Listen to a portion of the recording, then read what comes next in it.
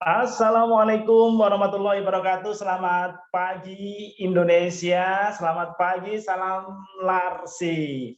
Bapak Ibu sekalian dimanapun Anda berada, kembali kami menyapa Bapak Ibu di seluruh pelosok negeri tanah air untuk kembali merajut asa, untuk menyamakan semangat menuju pelayanan rumah sakit paripurna yang bermutu. Dan kali ini kembali Larsi hadir dengan Larsi Talkshow Sabtu 13 Agustus 2022 pukul 9.00 sampai dengan pukul 11.00 waktu Indonesia bagian Barat.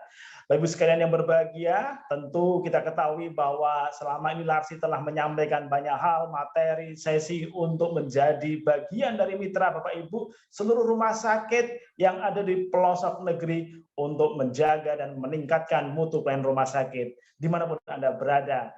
Dan kembali kali ini kita hadir dalam tema pelayanan anestesi dan bedah atau PAB sesuai dengan standar akreditasi Rumah Sakit Kementerian Kesehatan. Kita tahu bahwa pelayanan anestesi dan bedah merupakan salah satu pelayanan berisiko tinggi di rumah sakit. Untuk itu diperlukan standar sebagai panduan dalam memberikan pelayanan anestesi dan bedah tersebut. Seperti yang terdapat pada standar akreditasi Rumah Sakit Kementerian Kesehatan atau Starkes, oleh karenanya kali ini kita akan menghadirkan beliau Nurse Iketut Sudiarta, Eskep MKep sebagai narasumber kita. Dan sebelum kita mulai, inilah biodata atau inilah safety instruction kita.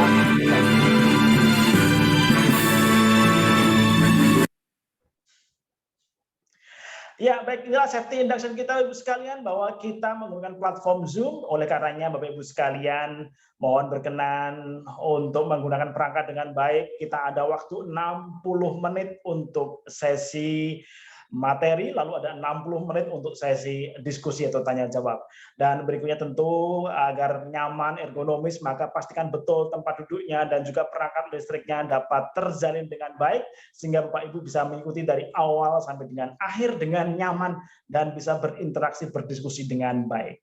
Dan berikutnya Bapak Ibu sekalian, inilah tata tertib kita. Iya, bahwa talkshow ini 120 menit Bapak Ibu sekalian, maka berkenan agar kita bisa berinteraksi dengan baik, bisa diatur volume suara di perangkat masing-masing, apakah itu laptop atau handphone. Dan utamanya Bapak Ibu sekalian, nanti Bapak Ibu kita akan berikan ruang untuk berdiskusi, bisa raise hand untuk bertanya langsung, dan juga bisa chat Zoom yang bisa kita sampaikan atau kita bacakan untuk dijawab oleh narasumber.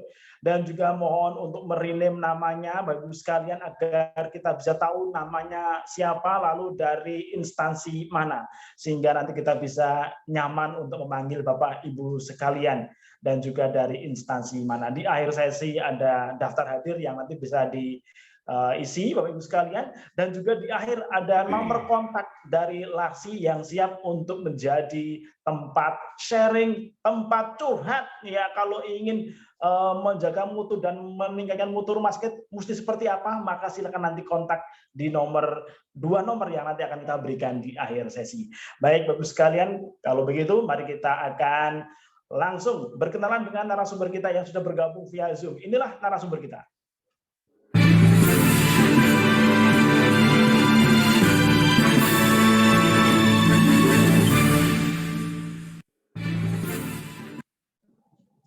Ya, inilah beliau teman-teman sekalian.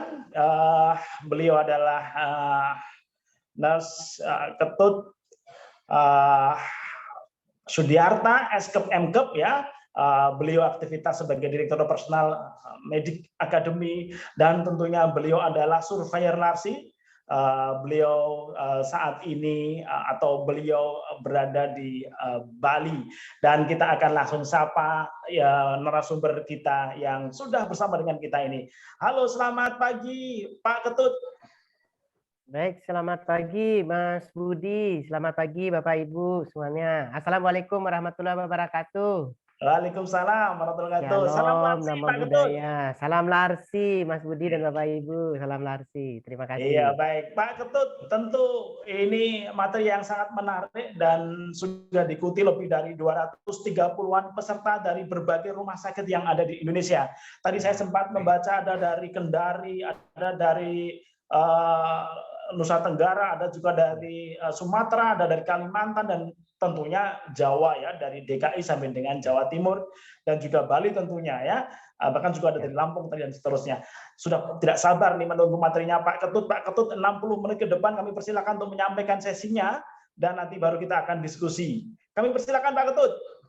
Baik, terima kasih Mas Budi atas waktu dan kesempatannya. Baik, Assalamualaikum warahmatullahi wabarakatuh. Selamat pagi Bapak Ibu, Shalom, Namo Buddhaya, salam kebajikan, Om Swastiastu. Jadi izinkan saya untuk menyampaikan share screen ya terkait dengan PAB. Jadi terkait dengan PAB ya.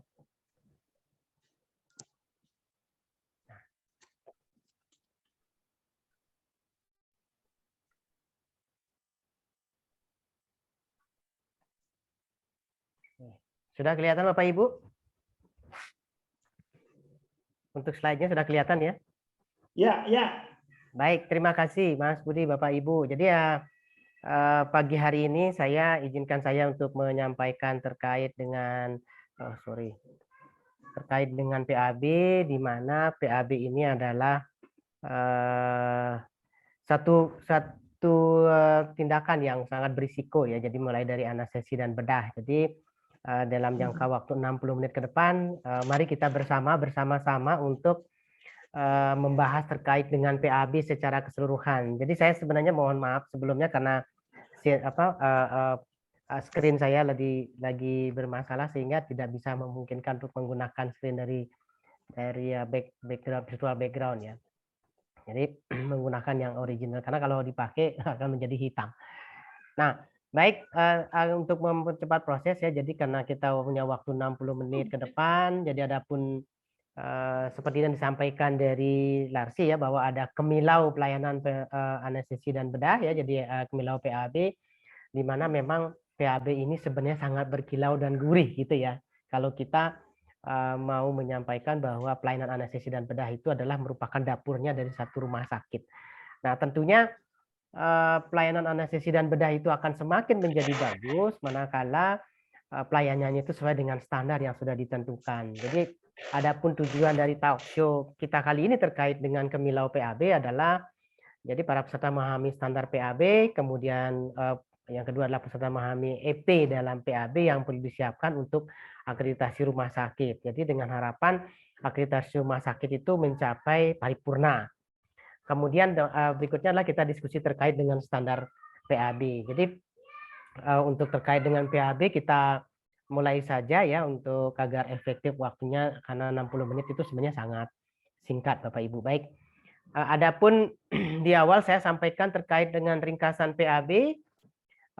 PAB itu terdiri dari 7 standar, kemudian dari masing-masing 7 standar itu dibagi lagi. Jadi secara garis besar ada pengorganisasian dan pengelolaan pelayanan anestesi dan sedasi, kemudian yang kedua ada pelayanan sedasi, kemudian ada pelayanan anestesi dan pelayanan bedah. Jadi intinya adalah secara keseluruhan di rumah sakit, baik untuk sedasi ringan, moderat sampai yang sedasi dalam, itu diatur di dalam PAB. Nah, kemudian dari pengorganisasian itu ada 2 standar, kemudian pelayanan anestesi sedasi itu ada 3 standar, yaitu PAB 3.1 dan 3.2. Kemudian ada pelayanan anestesi dibagi menjadi 4 standar, yaitu PAB 4, 5, 6, dan 6.1. Sedangkan pelayanan bedah itu menjadi 5 standar, jadi 7 sampai 7.4. Nah, kemudian adapun gambaran umum dari PAB itu adalah tindakan anestesi, sedasi, dan intervensi bedah yang merupakan proses yang kompleks dan berisiko tinggi. Jadi tindakan anestesi dan sedasi itu merupakan tindakan yang kompleks dan berisiko tinggi karena sesuatu hal bisa terjadi dalam hitungan detik ya. Nah, perubahan-perubahan pasien kalau ini akan terjadi dalam hitungan detik. Nah, adapun proses secara gambaran umum untuk PAB itu ada 6 ya, mulai dari pengkajian pasien yang lengkap dan menyeluruh, kemudian perencanaan asuhan yang terintegrasi, kemudian pemantauan yang terus-menerus, yang keempat adalah transfer ke ruang perawatan berdasarkan atas kriteria tertentu, kemudian yang kelima rehabilitasi, dan yang keenam transfer ke ruangan perawatan dan pemulangan. Nah, Keenam, hal tersebut harus dilakukan pengelolaan yang baik dan terintegrasi oleh PPA yang berkompeten. Jadi profesional pemberi asuhan yang kompeten. Nah, kemudian di awal saya sampaikan terkait dengan anestesi dan sedasi, di mana merupakan satu rangkaian proses yang dimulai dari sedasi minimal hingga anestesi penuh. Kemudian tindakan pembedahan itu adalah tindakan yang berisiko tinggi, maka harus direncanakan, dilaksanakan secara hati-hati. Nah, dengan satu gambaran bahwa rencana prosedur operasi dalam satuan asuhan pasca operasi dibuat berdasarkan atas pengkajian pasien dan didokumentasikan. Nah, bila rumah sakit memberikan pelayanan pembedahan dengan pemasangan implan, maka harus dibuat laporan jika terjadi ketidakberfungsian tersebut dan proses tindak lanjutnya. Jadi itu beberapa hal yang terkait dengan anestesi dan bedah ya. Nah, adapun standar pelayanan anestesi dan bedah berlaku di area manapun di dalam lingkungan rumah sakit yang menggunakan anestesi baik sedasi ringan, sedang, dan dalam, dan juga pada tempat dilaksanakan prosedur pembedahan invasif. Jadi tentunya memerlukan persetujuan tertulis atau informed consent, di mana area ini meliputi ruangan operasi, kemudian rawat sehari atau ODC ya, atau one day care, kemudian di poliklinik gigi, poliklinik rawat jalan, endoskopi, radiologi, di ruang gawat darurat, kemudian perawatan intensif, dan tempat lainnya. Jadi fokus pada standar PAB ini mencakup adanya pengorganisasian, pelayanan sedasi, dan pembedahan. Nah, kemudian kita mulai dari bagian 1 ya, A, pengorganisasian dan pengelolaan anestesi dan sedasi, yaitu standar PAB 1. Adapun maksud dan tujuannya adalah anestesi dan sedasi itu adalah proses kompleks sehingga harus diintegrasikan dalam rencana asuhan anestesi dan sedasi yang membutuhkan pengkajian lengkap dan komprehensif serta pembantuan pasien secara terus-menerus. Jadi rumah sakit mempunyai satu sistem pelayanan anestesi sedasi ringan, moderat, dan dalam untuk melayani kebutuhan pasien oleh PPA berdasarkan kewenangan klinis. Kembali berdasarkan kewenangan klinis. Jadi setiap PPA yang bertugas nantinya di dalam pelaksanaan sedasi ringan, sedang, dan dalam itu harus memiliki kewenangan klinis dari hasil proses kredensial yang dilakukan oleh komite masing-masing. Termasuk sistem penanganan bila terjadi kegawat daruratan selama tindakan sedasi, itu ada kewenangan klinisnya. Kemudian pelayanan anestesi sedasi ringan, moderat, dan dalam yang diperlukan untuk kegawat daruratan tersedia 24 jam. Jadi ketentuan di PAB 1 adalah ada sistem penanganan bila terkait dengan anestesi sedasi ringan dalam proses kompleks, kemudian dilakukan secara terus-menerus, dan ada penanganan bila terjadi kegawat daruratan, dan ini berlangsung selama 24 jam 7 hari. Nah, adapun penilaian elemen penilaian dari PAB 1 yang A adalah rumah sakit menetapkan regulasi pelayanan anestesi dan sedasi dan pembedahan melalui poin A pada gambaran umum A dan A sampai D tadi di atas. Kemudian pelayanan anestesi dan sedasi yang telah diberikan dapat memenuhi kebutuhan pasien, dan yang C adalah pelayanan anestesi dan sedasi tersedia 24 jam penuh selama 7 hari sesuai dengan kebutuhan pasien. Jadi yang perlu di Bapak Ibu tim PAB yang perlu disiapkan adalah terkait dengan regulasi pelayanan anestesi dan sedasi dan pembedahan melalui poin A dan D secara pada gambaran umum ya. Nah, ini dia mulai dari pengorganisasian, pelayanan sedasi, kemudian pelayanan anestesi dan pelayanan pembedahan. Kemudian pelayanan anestesi sedasi di panduan tersebut ada tersedia 24 jam sesuai dengan kebutuhan pasien. Kemudian kita lanjutkan dengan rumah sakit PAB 2 ya. Rumah sakit menetapkan penanggung jawab pelayanan anestesi baik sedasi moderat dan dalam. Jadi adalah seorang dokter anestesi yang kompeten. Nah, jadi adapun maksud dari tujuan dari PAB 2 ini adalah bahwa pelayanan anestesi sedasi moderat dan dalam berada di bawah tanggung jawab seorang dokter anestesi yang kompeten sesuai dengan peraturan perundang-undangan. Jadi ketentuan-ketentuan dari Kementerian Kesehatan sebagai turunan dari Undang-Undang 36 tahun 2014 tentang kesehatan, bahwa untuk tindakan anestesi karena merupakan tindakan medis, maka yang menjadi penanggung jawabnya adalah seorang dokter anestesi. Nah, yang kompeten yang dimaksudkan adalah memiliki STR, kemudian memiliki SIPP, dan memiliki rincian kewenangan klinis yang dikeluarkan oleh komite medik. Nah, tanggung jawab pelayanan anestesi, sedasi moderat, dan dalam tersebut meliputi yang pertama mengembangkan dan menerapkan serta menjaga regulasi, kemudian yang kedua adalah melakukan pengawasan administratif, kemudian yang ketiga adalah melaksanakan program pengendalian mutu yang dibutuhkan, dan yang keempat adalah memantau dan mengevaluasi pelayanan sedasi dan anestesi. Nah, adapun enrollment penilaian PAB 2 meliputi yang pertama adalah rumah sakit telah menerapkan pelayanan anestesi dan sedasi secara seragam di seluruh area sesuai dengan regulasi yang ditetapkan.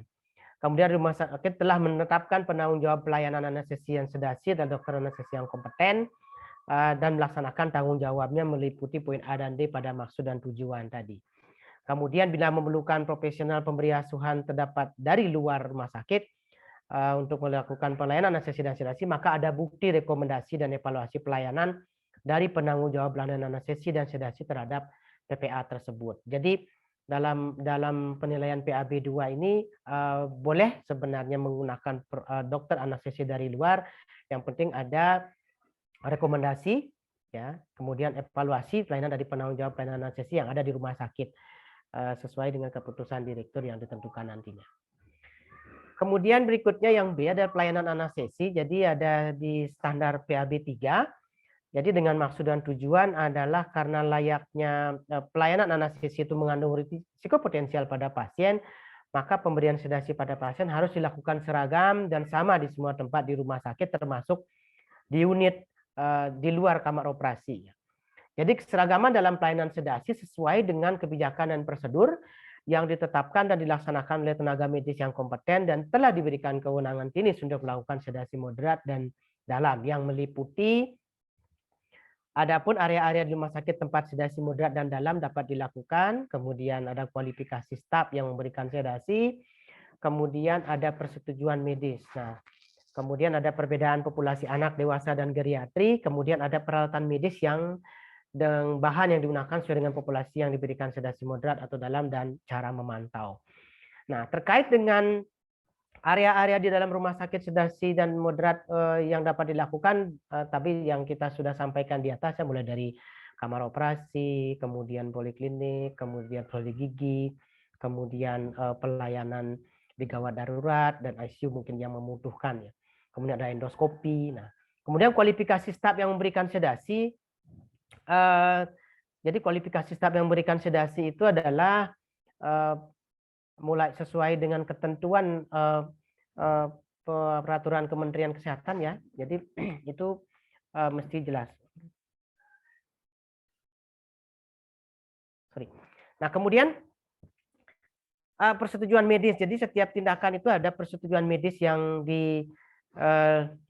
ditandatangani oleh pasien dan DPJP anestesi, ya. Kemudian perbedaan populasi anak dan dewasa itu sebagai pertimbangan khusus. Jadi ada anestesi khusus pada anak, dewasa, dan geriatri. Nah, kemudian peralatan-peralatan medis yang digunakan sesuai dengan standar. Nah, jadi ketentuan itu disahkan oleh direktur rumah sakit dan cara pemantauannya pun menggunakan formulir yang sama di setiap area. Kemudian elemen penilaian PAB 3 adalah rumah sakit telah melakukan pelaksanaan moderat dalam seragam di semua tempat, jadi ada maksud dan tujuan, kemudian peralatan dan perbekalan gawat darurat tersedia di tempat dilakukan sedasi moderat dan dalam, serta dipergunakan sesuai jenis sedasi, usia, dan kondisi pasien. Kemudian ada PPA yang terlatih dan berpengalaman dalam memberikan bantuan hidup lanjut dan harus selalu mendampingi dan siaga selama tindakan sedasi dikerjakan. Kemudian kita lanjutkan ke standar PAB 3.1, ya. Jadi tenaga medis yang kompeten dan berwenang memberikan pelayanan sedasi moderat dalam melakukan pemantauan. Nah, adapun maksud dari tujuan PAB 3.1 adalah kualifikasi tenaga medis yang diberikan kewenangan klinis itu sangat penting dan perlu dilakukan sertifikasi. Jadi di sini ada terkait dengan kondisi pasien tidak akan diberikan dapat meningkatkan toleransi pasien yang tidak nyaman, nyeri, dan risiko komplikasi. Jadi harus diperlukan sertifikasi bantuan hidup lanjut. Nah, jadi untuk yang PAB 3.1 berarti setiap tenaga yang melakukan anestesi sedasi moderat dan dalam terhadap pasien, itu diperlukan sertifikasi bantuan hidup lanjut. Nah, sebagai tambahan pengetahuan ada pengetahuan farmakologi yang digunakan. Nah, adapun oleh karena itu tenaga medis memberikan kewenangan klinis memberikan sedasi itu ada beberapa hal yang harus kompeten. Misalnya, yang pertama terkait dengan teknik dan berbagai cara sedasi. Yang kedua adalah farmakologi obat sedasi penggunaan saat reversal, kemudian persyaratan pemantauan pasien dan bertindak jika ada satu komplikasi. Nah, adapun penilaian elemen penilaian dari PAB 3.1 adalah tenaga medis yang memberikan sedasi moderat dan dalam harus kompeten dalam poin A dan D, A sampai D pada maksud dan tujuan dengan PPA yang bertanggung jawab melakukan pemantauan pada maksud dan tujuan dan kompetensi semua PPA terlibat dalam sedasi moderat dan secapat terdapat di file kepegawaian. Di file kepegawaian itu di KPS ya, di KPS 5 ya, di KPS 5 itu ada untuk file kepegawaian PPA-nya. Jadi tidak hanya sekedar di kamar operasi ada, tapi di KPS pun ada. Kemudian standar PAB 3.2 ya, jadi ada maksud tujuannya adalah terkait dengan tingkat kedalaman sedasi berlangsung dalam satu kesinambungan mulai ringan sampai dalam. Jadi ada beberapa faktor yang berpengaruh terkait dengan obat-obatan yang diberikan, rute pemberian obat dan dosis, usia pasien, ya, kemudian riwayat kesehatan pasien. Nah, kemudian status fisik pasien berisiko maka dipertimbangkan untuk pemberian tambahan kebutuhan klinis lainnya dan diberikan tindakan sedasi yang sesuai. Nah, pengkajian prasedasi membantu mengidentifikasi faktor yang dapat berpengaruh terhadap satu respon pasien. Jadi hal-hal temuan penting dari hasil pemantauan selama dan sesudah sedasi. Nah, setiap PPA yang berkompeten dan bertanggung jawab melakukan pengkajian prasedasi meliputi dari A sampai E, yaitu mengidentifikasi masalah pernapasan, kemudian yang mempengaruhi jenis sedasi yang dipilih, kemudian mengevaluasi pasien terhadap risiko tindakan sedasi, kemudian merencanakan jenis sedasi dan pemberian sedasi secara aman, dan menyimpulkan temuan hasil pemantauan pasien selama prosedur sedasi dan pemulihan. Jadi temuan dari pemantauan pasien itu seperti apa, itu dilaporkan dalam satu catatan anestesi.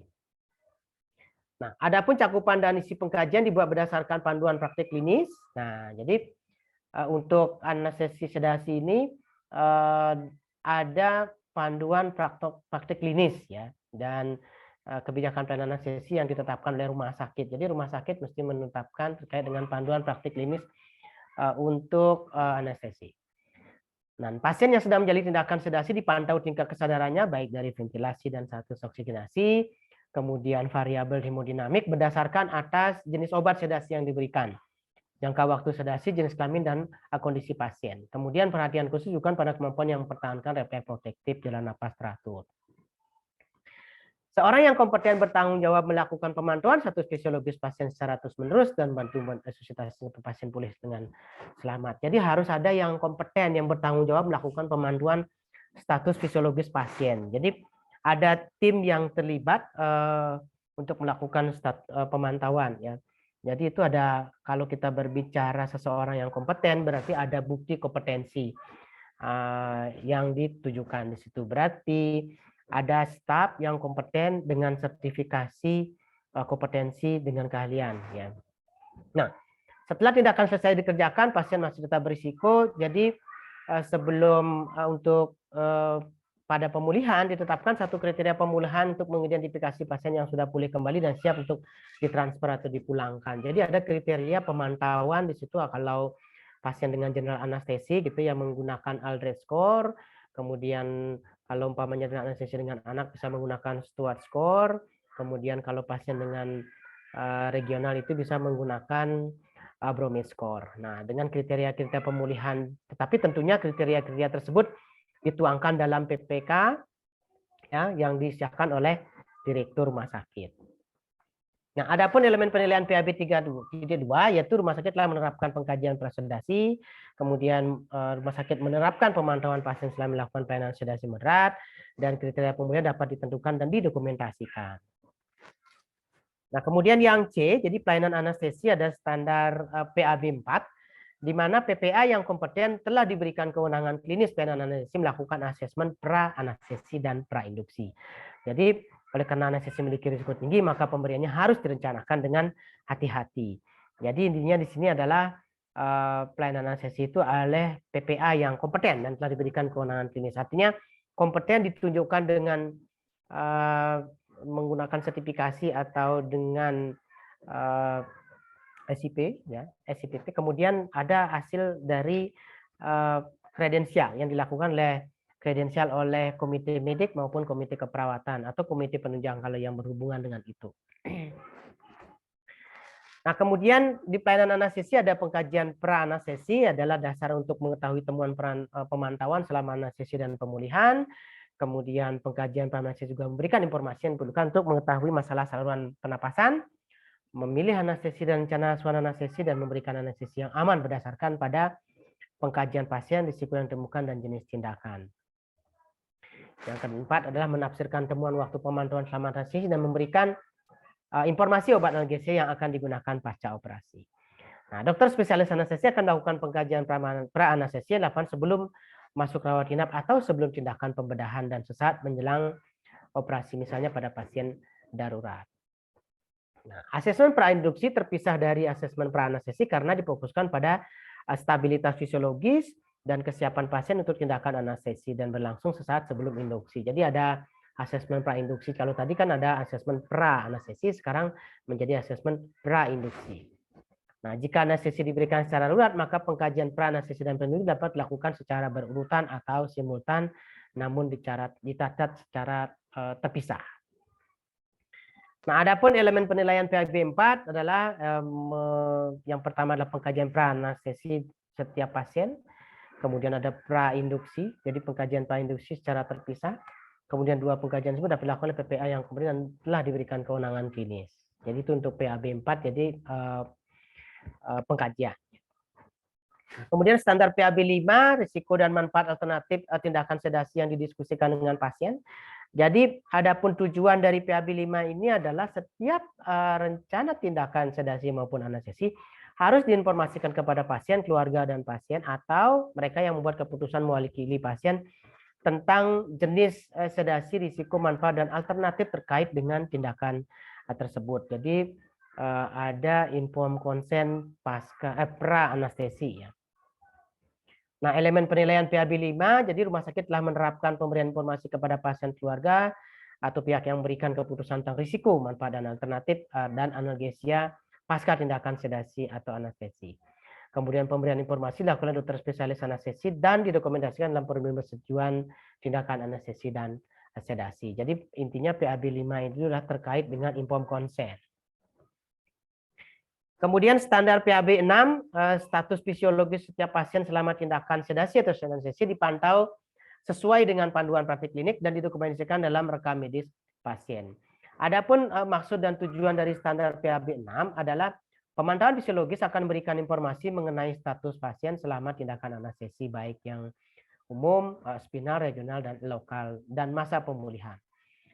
Nah, hasil pemantauan ini akan menjadi dasar untuk pengambilan keputusan intraoperasi yang penting dan juga menjadi dasar pengambilan keputusan pasca operasi seperti pembedahan ulang, pemindahan ke tingkat perawatan lain, dan pemulangan pasien.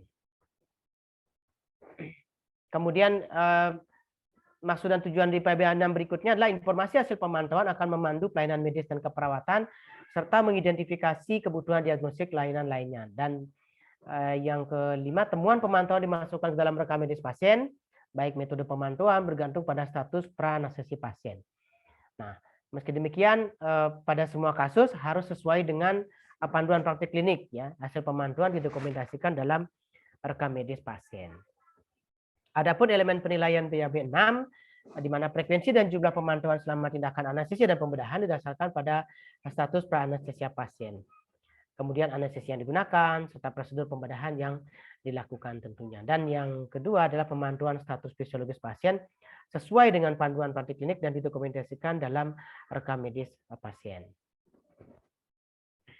Berikutnya kita lanjutkan ke bahas mengenai standar PAB 6.1 status pasca anestesia, ya, yang dipantau dan dokumentasikan pasien dipindahkan atau transfer dipulangkan dari area pemulihan oleh PPA yang kompeten dengan menggunakan kriteria baku yang ditetapkan oleh rumah sakit. Jadi maksud dan tujuan PAB 6.1 ini adalah dapat dilakukan di ruang intensif, ya. Pemantauan pasca anestesi dapat dilakukan di ruang intensif atau ruang pemulihan. Nah, bila pemantauan pasca anestesi dilakukan di ruang intensif, maka pasien langsung ditransfer ke ruang rawat intensif dan tata laksana pemantauan selanjutnya secara berkesinambungan sistematis berdasarkan instruksi dari DPJP ruang intensif serta didokumentasikan. Nah, bila pemantauan dilakukan di ruang pulih, maka pasien dipantau secara berkesinambungan dan sistematis serta didokumentasikan. Nah, pemindahan pasien dari area pemulihan pasca anestesi atau penghentian pemantauan pemulihan dengan salah satu berdasarkan alternatif berikut, yaitu dari pasien dipindahkan atau pemantauan pemulihan dihentikan oleh seorang ahli anestesi yang kompeten. Pasien dipindahkan atau pemantauan pemulihan dihentikan oleh seorang perawat atau penata anestesi yang kompeten berdasarkan kriteria pasca anestesi yang ditetapkan oleh rumah sakit. Tercatat dalam rekam medis bahwa kriteria tersebut terpenuhi. Pasien yang ketiga, pasien dipindahkan ke unit yang mampu menyediakan perawatan pasca anestesi, misalnya ke ruang perawatan intensif. Waktu masuk dan keluar dari ruang pemulihan didokumentasikan dalam rekam medis pasien. Adapun elemen penilaian PAB 6.1 adalah ada 3 hal ya. Dari rumah sakit menerapkan bantuan pasien pasca anestesi baik intensif maupun di ruang pemulihan. Kemudian yang kedua, pasien dipindahkan dari unit pasca anestesi atau bantuan pemulihan dihentikan sesuai dengan kriteria baku, dan waktu dimulai dan dihentikannya proses pemulihan dicatat dalam rekam medis pasien. Nah, jadi yang PAB 6.1 ini adalah bagaimana pasca anestesi itu di ruang intensif pemulihannya didokumentasikan dalam rekam medis pasien. Catatannya ada pada catatan medis pasien. Kemudian untuk yang dipindahkan dari unit pasca anestesi ada ketentuan yang baku, kriteria-kriteria yang disepakati di rumah sakit ya, sesuai dengan ketentuan, bisa menggunakan Aldred score untuk anestesi general, bisa menggunakan Brome score untuk yang anestesi regional. Dan tidak tertutup kemungkinan menggunakan kriteria lain yang tentunya disepakati oleh profesi dari anestesi maupun dari rumah sakit. Kemudian yang D, yang terakhir ya, pelayanan pembedahan sesuai dengan PAB. Jadi standar PAB 7 itu adalah murni pelayanan pembedahan, di mana setiap standar PAB 7 jadi asuhan pasien direncanakan berdasarkan hasil pengkajian dan dicatat dalam rekam medis pasien. Adapun maksud dan tujuan PAB 7 adalah karena prosedur bedah mengandung risiko tinggi, maka pelaksanaannya harus dicatat dengan saksama. Nah, pengkajian prabedah menjadi acuan untuk menentukan jenis tindakan bedah yang tepat dan mencatat semua temuan penting hasil pengkajian prabedah. Nah, tindakan bedah yang sesuai untuk pelaksanaannya dan melakukan tindakan dengan aman serta menyimpulkan temuan hasil pemantauan. Nah, kemudian pemilihan teknik operasi bergantung pada riwayat pasien, status fisik, data diagnostik serta manfaat dan risiko tindakan yang dipilih. Nah, pengkajian prabedah menggunakan formulir pengkajian awal rawat inap. Kemudian pengkajian prabedah dapat dicatat di rekam medis sesuai kebijakan rumah sakit, dan hal ini termasuk diagnosis praoperasi dan pasca operasi serta nama tindakan operasi. Nah, adapun elemen penilaian dari PAB 7 adalah rumah sakit telah menerapkan pengkajian prabedah pada pasien yang akan dioperasi oleh dokter DPJP sebelum operasi dimulai. Kemudian diagnosis prabedah dan rencana prosedur tindakan operasi berdasarkan hasil pengkajian prabedah dan didokumentasikan di rekam medis. Kita lanjutkan ke standar PAB 71 ya. Adapun risiko dan manfaat alternatif tindakan pembedahan didiskusikan dengan pasien atau keluarga atau pihak lain yang berwenang yang memberikan keputusan. Jadi maksud dan tujuan dari PAB 71 adalah yang pertama memberikan inform konsen, persetujuan terkait dengan tindakan pembedahan, kemudian memenuhi kebutuhan pasien, maka penjelasan terkait dengan isi dari inform konsen dilakukan oleh DPJP bedah ya. Kemudian dan dalam keadaan darurat dapat dibantu oleh dokter di unit gawat darurat. Jadi standar PAB 7.1 adalah inform konsen prabedah. Jadi informasi yang disampaikan meliputi risiko, rencana tindakan, manfaat dari rencana tindakan, memungkinkan komplikasi dan dampaknya. Kemudian pilihan operasi atau non operasi yang tersedia, dan sebagai tambahan jika dibutuhkan darah atau produk darah, sedangkan risiko alternatifnya bisa kita diskusikan. Elemen penilaian PAB 71 adalah rumah sakit telah menetapkan pemberian informasi. Jadi ada satu ketetapan terkait dengan pemberian informasi pada pasien keluarga yang akan memberikan keputusan tentang risiko, jenis, manfaat dan komplikasi dan dampak alternatif prosedur terkait dengan rencana operasi. Kemudian pemberian informasi dilakukan oleh dokter penanggung jawab pelayanan yang direkomendasikan pada formulir persetujuan tindakan kedokteran. Berikut kita lanjutkan ke standar PAB 7.2 ya. Jadi terkait dengan informasi yang terkait dengan operasi dicatat dalam laporan operasi yang digunakan untuk menyusun rencana asuhan lanjutan. Adapun maksud tujuan dari PAB 7.2 adalah terkait dengan asuhan pasien pasca operasi bergantung pada temuan dalam yang penting adalah semua tindakan dan hasil dicatat dalam rekam medis pasien. Laporan ini dapat dibuat dengan bentuk format template atau dalam bentuk laporan operasi tertulis sesuai dengan regulasi rumah sakit. Laporan yang tercatat dalam tentang operasi memuat paling sedikit A sampai H. Jadi ini adalah bentuk format laporan ya. Mulai dari diagnosis pasca operasi, nama dokter bedah, prosedur operasi, apa dan tidak adanya komplikasi, kemudian spesimen operasi yang dikirimkan, kemudian jumlah darah yang hilang, dan nomor pendaftaran alat yang dipasang. Ini terkait dengan implan ya. Jadi ada nomor pendaftaran alat yang dipasang. Jadi nanti nomor implan itu harus ditempelkan atau dituliskan di rekam medik pasien bila mempergunakan implan. Kemudian tanggal dan waktu tanda tangan dokter yang bertanggung jawab untuk melakukan pembedahan itu diisikan di rekam medis. Adapun elemen penilaian PAB 7.2 adalah rumah sakit menerapkan laporan operasi sesuai dengan poin A dan H pada maksud dan tujuan serta dicatat pada pembelian template daftar rumah sakit. Dan B, laporan operasi telah tersedia segera setelah operasi selesai sebelum pasien dipindahkan ke ruang lain untuk perawatan selanjutnya. Jadi nanti yang ditunjukkan pada saat survei adalah laporan operasi yang sudah jadi. Ya, jadi bisa ditampilkan adalah form laporan operasi yang kosong dan yang sudah diisi. Nah, jadi sebenarnya yang dilihat dari surveyor adalah laporan operasi yang sudah diisi. Nah, kemudian surveyor akan melihat biasanya pada saat setelah selesai operasi pasien keluar dari kamar operasi. Jadi data itu apakah sudah langsung laporan operasinya sudah dibuat apa belum gitu ya. Nah, kemudian standar PAB 7.3 adalah rencana asuhan peroperasi disusun diterapkan dalam rekam medis. Nah, terkait dengan PAB 7.3, jadi ada kebutuhan asuhan medis, keperawatan dan profesional PPA lainnya ya.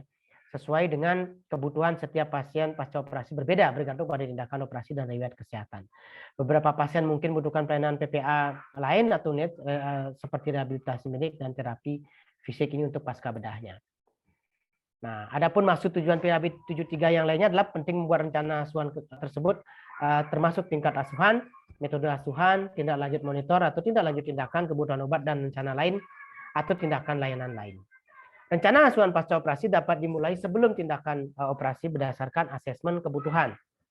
Nah, kebutuhan pasien yang segera, kemudian rencana asuhan dicatat di rekam medik pasien dalam waktu 24 jam dan diverifikasi oleh dokter penanggung jawab sebagai pimpinan tim klinis. Kemudian adapun elemen penilaian dari PAB 7.3 adalah rencana asuhan pasca operasi dicatat di rekam medis pasien dalam waktu 24 jam. Kemudian rencana yang kedua adalah rencana asuhan pasca operasi termasuk rencana asuhan medis, keperawatan dan PPA lain berdasarkan pada kebutuhan pasien, dan rencana asuhan pasca operasi diubah berdasarkan pengkajian ulang. Jadi pengkajian ulang itu mesti dilakukan jika untuk sesuai dengan standar dari asesmen ya. Baik, kita lanjutkan ke standar PAB 7.4 ya, di mana perawatan bedah mencakup implantasi alat medis, direncanakan dengan pertimbangan khusus tentang bagaimana memodifikasi prosedur dan prosedur standar. Adapun maksud dan tujuan PAB 7.2 adalah banyak tindakan bedah menggunakan implan yang menetap atau permanen maupun temporer, antara lain seperti panggul atau lutut, prostetik, pacu jantung, dan pompa insulin. Itu contoh dari prostetik yang ditanam di tubuh pasien. Nah, jadi tindakan operasi ini mengharuskan tindakan operasi rutin yang dimodifikasi dengan mempertimbangkan faktor khusus ya, seperti pemilihan implan, kemudian modifikasi surgical safety checklist, kemudian di situ ada kualifikasi dan pelatihan staf dari luar yang dibutuhkan untuk pemasangan implan, kemudian ada proses pelaporan jika ada kejadian yang tidak diharapkan terkait dengan implan, Ini harus ada pelaporan prosesnya ya, mulai dari katakanlah karena implan ini ada yang jangka panjang, maka ada risiko-risiko yang perlu kita hadapi. Kemudian ada proses pelaporan malfungsi implan, yang mempertimbangkan pengendalian infeksi yang khusus dan instruksi khusus pada pasien praoperasi. Nah, kemudian ada kemampuan penelusuran traceability alat jika terjadi penarikan kembali atau recall. Jadi itu manfaatnya implan itu kita catat atau kita tempelkan label dari implan itu di rekam medis pasien. Tujuannya adalah jika terjadi penarikan kembali akan memudahkan untuk kita menelusuri gitu ya. Nah, adapun elemen penilaian PAB 7.4 adalah rumah sakit telah mengidentifikasi jenis alat implan yang termasuk dalam cakupan layanannya, kemudian ada kebijakan yang praktik mencakup poin A dan B, A dan H sampai A sampai H ya.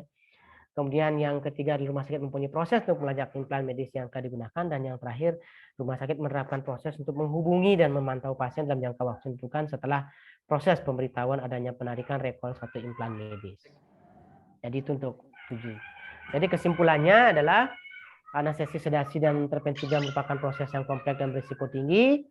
Jadi harus dilakukan pengelolaan yang baik dan terintegrasi oleh PPA yang kompeten dengan langkah kegiatan, pengkajian, perencanaan, pemantauan, transfer sesuai kriteria, rehabilitasi, dan pemulangan.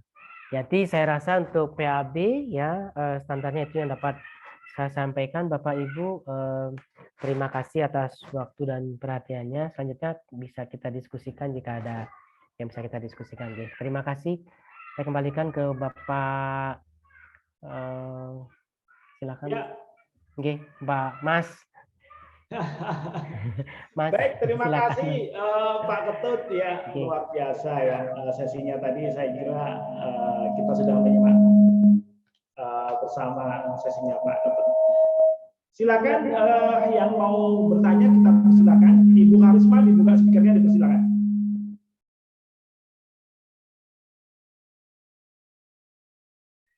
Bagus, silahkan. Ya, silakan Ibu Tista Karisma yang sudah resen. Oke, Ibu Tista, silakan Ibu Tista. Baik, kita ke Pak Hardiansyah Putra yang sudah resen. Silakan Pak Hardiansyah Putra. Oke, Pak Hardiansyah, silakan. Ya, dibuka speakernya, Pak. Speakernya belum dibuka, Pak. Ya, silakan Pak.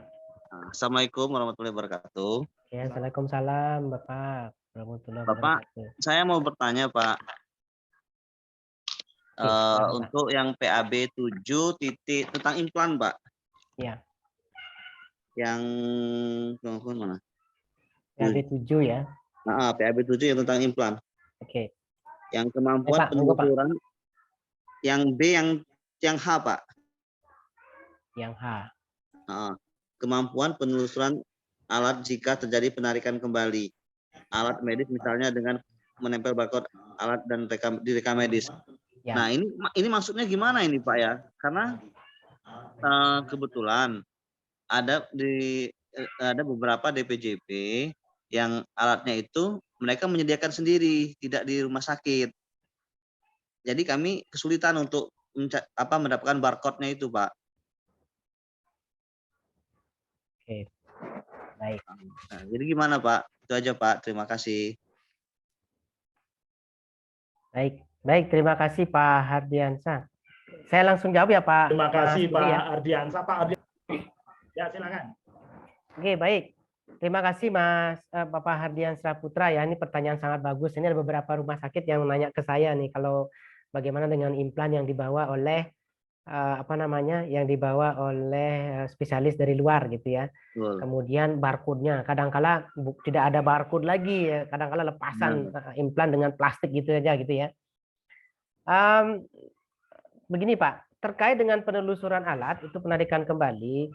Jadi yang jelas terkait dengan alat, setiap rumah sakit kan ada di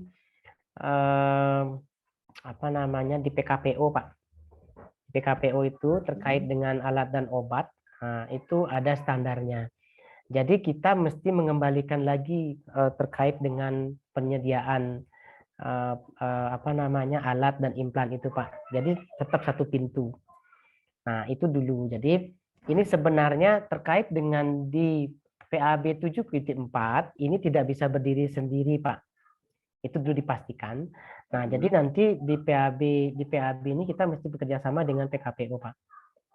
Nah, jadi untuk agar kemampuan traceability alat itu bisa kita jamin, Pak. Karena ini kaitannya dengan implan gitu ya. Nah, itu jadi walaupun katakanlah dokter spesialisnya membawa alat dari luar, itu sebaiknya untuk memperkuatnya adalah ada MOU, Pak, antara rumah sakit dengan dokter spesialis yang membawa alat itu. Itu untuk melindungi rumah sakit sebenarnya, gitu. Kemudian di si perjanjian itu ada bahwa alat yang dibawa oleh dokter spesialis itu mampu telusur, gitu. Jika terjadi ada persoalan, rumah sakit bisa memberikan advokasi ke pasien, gitu sih, Pak ya. Nah, kemudian terkait dengan barcode-nya hilang, jadi kalau sudah ada MOU seperti itu, ada kesepakatan antara rumah sakit dengan dokter spesialis yang membawa alat, itu akan lebih mudah.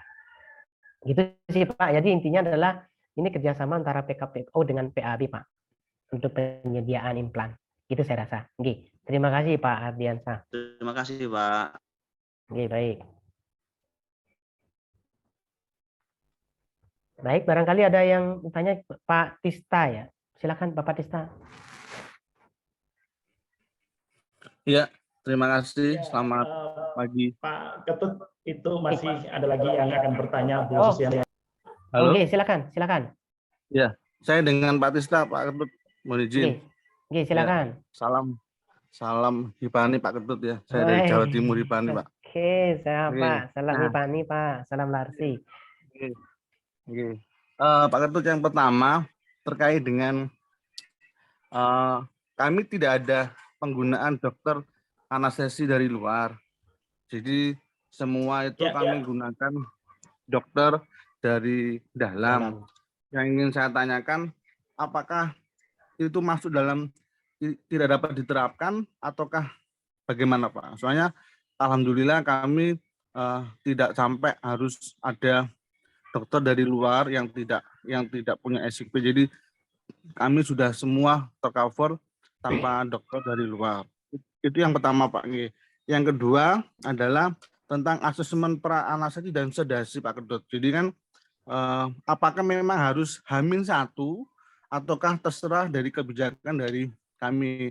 Karena contohnya di tempat kami itu karena kondisi dari pasien yang berhubungan dengan asuransi yang kadangkala dan juga cover dari asuransi yang harus operasinya one day surgery gitu, dan juga karena pasien tidak berkenan lagi untuk datang ke rumah sakit untuk dipolianestesi karena faktor pandemi dan sebagainya, itu apakah harus H-1 dokter anestesi ketemu ataukah ada sebelum pasien masuk ke kamar operasi, Pak Ketut? Jadi begitu. Terus yang pertanyaan ketiga tentang implan yang tadi berhubungan dengan recall, Pak Ketut. Jadi kalau di kami kan kami dari rumah sakit ortopedi, Pak. Jadi implannya itu tentang plate dan skru dan yang lainnya. Nah, yang dimaksud dengan recall itu kan kalau kami sering ikut acara pelatihan tentang PAB itu kan yang dicontohkan seperti contohnya pacemaker ya yang dipasang ke pasien yang ternyata itu ada masalah dari proses dari pabriknya sehingga semua barang yang bermasalah pada kode pembuatan tertentu akan harus didata lah. Kalau di kami kan implan itu ya sudah dipasang, selama ini permasalahannya ya kalau enggak broken ataukah mungkin faktor lain seperti ya infeksi atau bagaimana yang kami juga enggak ada. Maksudnya itu bagaimana kalau terkait dengan recall ini? Apakah itu kalau di tempat kami apakah itu dapat dikatakan tidak bisa diterapkan ataukah bagaimana, Pak Ketut? Terima kasih. Ya, silakan Pak Ketut untuk dijawab. Oke, baik. Terima kasih Pak Tista ya dan Mas Budi. Baik, terkait yang pertama dulu yang anestesi dari luar gitu ya. Ini terkait dengan PAB 2 ya. Jadi PAB 2.C gitu ya. Apakah kalau kalau kita dari dokter anestesi karena penuh gitu ya, apakah itu tidak bisa kita terapkan kan gitu? Saya rasa begini Pak, kita perlu namanya plan B Pak. Jadi sebenarnya Kementerian Kesehatan membuat standar ini sebenarnya sudah ada plan A, plan B gitu ya. Nah, jika dalam satu keadaan yang memang memerlukan dokter anestesi dari luar, itu maka diperlukan ketentuan elemen penilaian PAB2 ini yang C terutama Pak. Jadi jadi asumsi kami adalah begini Pak, terkait dengan PAB2.C, jadi kita mesti menyiapkan satu ketentuan dari direktur rumah sakit jika memang teranestesi yang kompetensinya itu berbeda dengan yang dimiliki oleh rumah sakit, boleh memberikan satu bukti rekomendasi evaluasi pelayanan penanggung jawab. Gitu sih saya rasa Pak. Jadi walaupun seperti yang tadi Pak Tista katakan bahwa dokter anestesi di rumah sakit ortopedi ya Pak ya Surabaya sudah cukup gitu. Jadi sebenarnya fleksibilitas itu untuk menambah perluasan gitu saya rasa Pak. Kemudian yang kedua, nah ini terkait dengan asuransi gitu H-1 Pak ya. Jadi sebenarnya terkait dengan asesmen itu bisa dilakukan sangat fleksibel Pak. Bisa tidak selalu harus H-1 Pak. Jadi ada beberapa operasi elektif yang memang bisa kita bisa kita lakukan asesmen pada saat itu juga sih sebenarnya bisa. Dan yang kaitannya dengan itu sesuai dengan status fisik pasien. Itu sih saya rasa Pak. Jadi tidak selalu harus begitu. Nah, terkait dengan masalah persoalan asuransi, itu dikembalikan lagi ke mekanisme di asuransi Pak. Jadi rumah sakit itu sebenarnya sangat fleksibel. Karena saya di tempat kami bekerja juga sangat fleksibel untuk itu Pak. Jadi kita menyesuaikan baik tanggal pelaksanaannya maupun hal-hal yang berhubungan dengan asuransi. Kemudian yang ketiga terkait dengan implan recall ya. Terkait dengan implan recall itu gini. Sebenarnya rumah sakit itu diberikan satu perlindungan Pak untuk dengan adanya PKPO terintegrasi dengan PAB di sini dengan satu pintu. Jadi seperti alat-alat yang mengalami kerusakan, contoh seperti pacemaker gitu. Jadi rumah sakit bisa memiliki satu MOU ini dengan produsen alat gitu ya, sehingga contoh seperti katakanlah seperti kita beli HP atau beli TV gitu kan ada masa garansi 1 tahun gitu. Nah begitu juga dengan pacemaker. Jadi rumah sakit itu memiliki bargaining untuk melindungi pasien dengan cara memberikan satu garansi letter Pak. Jadi garansi letter. Jadi rumah sakit bisa melakukan MOU untuk hal tersebut. Jangan sampai baru, mohon maaf nih, katakanlah pacemaker berfungsi 1-2 tahun gitu ya.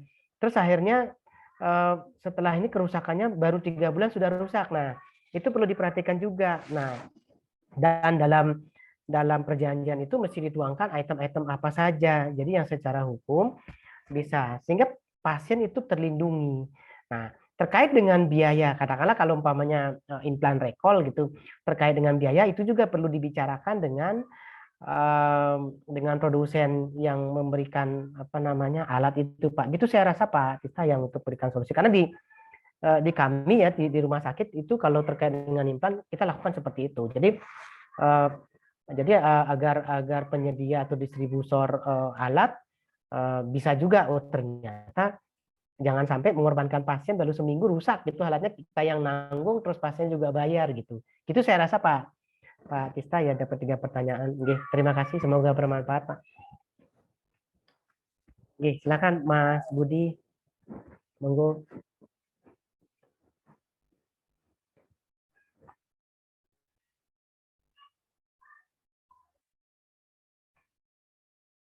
Ya, oke. Pak Ketut, ini sudah ada beberapa yang raise ini banyak sekali raise ini. Kita ke Bu Susi Handayani. Kami persilakan Bu Susi Handayani dari Rumah Sakit Muhammadiyah. Dibuka speakernya, dipersilakan. Oke, silakan Ibu Susi. Selamat pagi Pak Ketut. Selamat pagi Bu Susi. Ya, terima apa kasih kabar Bu? Atas kesempatannya. Jadi di sini mungkin saya sedikit mau bertanya Pak pada PAB 2 itu kan memang ada elemen A, kan memang ada SK ya untuk dokter anestesi sebagai Ya, kepala penanggung jawab, dan dia harus sesuai dengan UTW. ya, Kemudian di PABB-nya, di elemen B itu dikatakan harus ada evaluasinya. Apakah evaluasinya ini berupa laporan kegiatan yang disesuaikan dengan isi dari elemen A, sesuai UTW A sampai 1 sampai 4 ya kalau tidak salah saya. Ya. Kemudian pertanyaan yang kedua, Pak, itu pada PAB 3, kebetulan rumah sakit kami ini hanya memiliki penata anestesi dari luar, Pak. Jadi kami tidak punya penata anestesi tetap, sehingga saya dari 2012 kemarin itu membuat pengajuan biasa yang itu nanti akan kita latih, dan sudah lebih dari 2 tahun, 3 tahun, Pak. Bisakah itu saya jadikan sebagai perawat anestesi, dan harus koordinasi dulukah dengan Kabid Komite Keperawatan dalam membuat SPK dan RKK yang sesuai dengan job desk yang ada di panduan pelayanan anestesi dan sedasi. Kemudian yang ketiga, Pak, maaf sekali saya nanya banyak. Itu setiap itu pada standar, misalnya standar PAB 6 gitu kan ada R reguler ya. Kemudian kan di situ kita membuat misalkan panduan pelayanan. Apakah setiap panduan pelayanan itu harus disertai dengan proses pembuatan, Pak? Jadi kita harus membuat dulu undangan UMAN ya, harus kita buat UMAN. Dalam membuat panduan itu, apakah yang diminta oleh elemen ini dia hanya berupa panduan, tidak disertakan UMAN-nya? Mungkin itu saja, Pak. Terima kasih. Ya, silakan, Pak. baik, terima kasih Mas Budi. Terima kasih Ibu Susi Handayani ya. Saya izin menjawab Ibu terkait yang pertama terkait dengan evaluasi staf dokter anestesi gitu ya. Jadi evaluasi staf itu sebenarnya tertuang dalam OPPE, Bu. Jadi di KPS 4 itu ada untuk penilaian evaluasi OPPE. Jadi saya rasa kita bersinergi lah di PAB 1 untuk OPPE ini. Jadi bukan tunggal yang PAB gitu ya. Untuk evaluasi OPPE. Jadi ongoing proses professional evaluation PPA itu ada OPPE ini, Bu. Kemudian yang kedua terkait dengan penataan anestesi yang dari luar, kemudian kemudian akan digantikan oleh perawat anestesi. Saya rasa bisa, Bu. Jadi begini, Ibu dari PAB, dari kamar operasi gitu ya, dari kamar operasi mengajukan ke bidang keperawatan untuk mengajukan proses, ada namanya proses sertifikasi, Bu. Kalau tidak salah informasi di HIPANI itu ada himpunan perawat anestesi itu ada sertifikasi bagi perawat anestesi yang sudah bekerja selama 2 tahun. Itu ada proses sertifikasi. Jadi ada tentunya sebelum, saya yakin sih sebenarnya di RS Muhammadiyah Palembang sebelum menempatkan perawat anestesi kan sudah melalui pelatihan internal kan. Kemudian ada pelatihan, ada proses pemadatan di situ untuk pengenalan bagaimana sebagai perawat anestesi. Nah, jadi itu bisa dipergunakan. Jadi ada rekomendasi ada rekomendasi dari direktur untuk mengajukan proses sertifikasi itu, Bu. Jadi silakan. Nah, kemudian itu, jadi selama masa bekerja di kamar operasi di anestesi itu dilakukan kredensial dulu sebagai ini sebatas mana kewenangannya. Kemudian lakukan sertifikasi. Sekarang sertifikasi perawat anestesi itu mudah, Bu. Jadi bisa mengajukan ke pengurus wilayah HIPANI atau boleh juga saya dihubungi karena kebetulan saya juga di HIPANI, Bu, di bidang diklat. Jadi saya juga tidak mau promosi, artinya di bidang diklat pun ada untuk sertifikasi perawat anestesi, boleh Ibu ini kan untuk terkait dengan proses sertifikasi itu bisa di HIPANI bisa dilakukan. Kemudian nanti setelah selesai sertifikasi ya mereka lagi dikredensial oleh Komite Keperawatan untuk diberikan rincian kewenangan klinis perawat anestesi muda atau dasar. Gitu. Nah, kemudian yang untuk di PAB 6 regulasi Nah, karena pada saat kita penilaian survei, kita kan memotret, Bu, bukan memotret dari hasil regulasi yang ditentukan atau disepakati oleh rumah sakit. Nah, terkait dengan regulasi itu, tentunya yang diminta adalah sesuai dengan yang diminta. Apakah regulasi yang diminta? Kalau untuk prosesnya, nah gitu katakanlah proses pembuatan regulasi yang diminta oleh surveyor, maka UMAN itulah jawabannya, jadi ada undangan, materi, absensi, dan notulen. Nah, tentunya regulasi itu kan tidak berdiri sendiri, Bu. Jadi setiap regulasi itu pasti ada proses sosialisasi. Proses sosialisasi maksud saya begini, setiap regulasi yang ada kan kita sosialisasikan, kita internalisasi, kan gitu. Nah, sehingga kalau di elemen yang diminta adalah internalisasi, maka UMAN itu jawabannya. Jadi ada undangan, materi, absensi, dan notulen. Sedangkan kalau hanya diminta regulasi, berarti regulasinya aja yang diminta. Nah, jadi intinya begini, kita kalau di surveyor ya melihat apa yang menjadi kebutuhan dari elemen penilaian. Gitu sih, Bu. Jadi karena kita juga tidak sebagai hakim ya di situ, karena kita seperti yang ini adalah bagaimana memotret. Oh, ada kebijakan, ada regulasi, ada, kan gitu. Kemudian kalau umpamanya di elemen itu diminta ada proses, nah gitu kan, ada proses pembentukan regulasi. Nah, baru kita akan menginikan apanya akan meminta UMAN. Tapi kalau untuk ada di situ adalah contoh kata umpamanya ya, saya coba sebentar, coba saya contohkan, Bu. Contoh umpamanya di PAB 2 gitu kan melaksanakan pengawasan administratif kan gitu. Nah, pengawasan administratif tentunya kan berarti ada sosialisasi regulasi. Nah, setelah itu, setelah sosialisasi berarti kan ada UMAN. Kemudian setelah sosialisasi, karena ini bentuknya pengawasan, berarti kan ada evaluasi. Evaluasi pengetahuan regulasi gitu umpamanya. Nah, berarti ada hasil nilai evaluasi. Nah, seperti itu, Bu. Jadi per masing-masing item sih yang diminta, bukan itu harus dipaksakan harus ada, enggak. Jadi bergantung dari elemen yang diminta sih, Bu ya. Jadi contohnya seperti tadi ya, dimaksud tujuan itu mengembangkan, jadi melakukan pengawasan terus melaksanakan program pengendalian mutu gitu umpamanya. Jadi di situ ada pengendalian mutu apa saja. Nah, itu sih, Bu. Jadi tidak selalu harus ini, tapi tergantung dari kata-kata di dalam elemen pada PAB. Itu sih masing-masing, Bu. Oke. Gitu. Ya, baik, terima kasih. Sekarang kita menuju ke Dr. Arnas Fahdika, spesialis anestesi. Dipersilakan Dr. Arnas dibuka.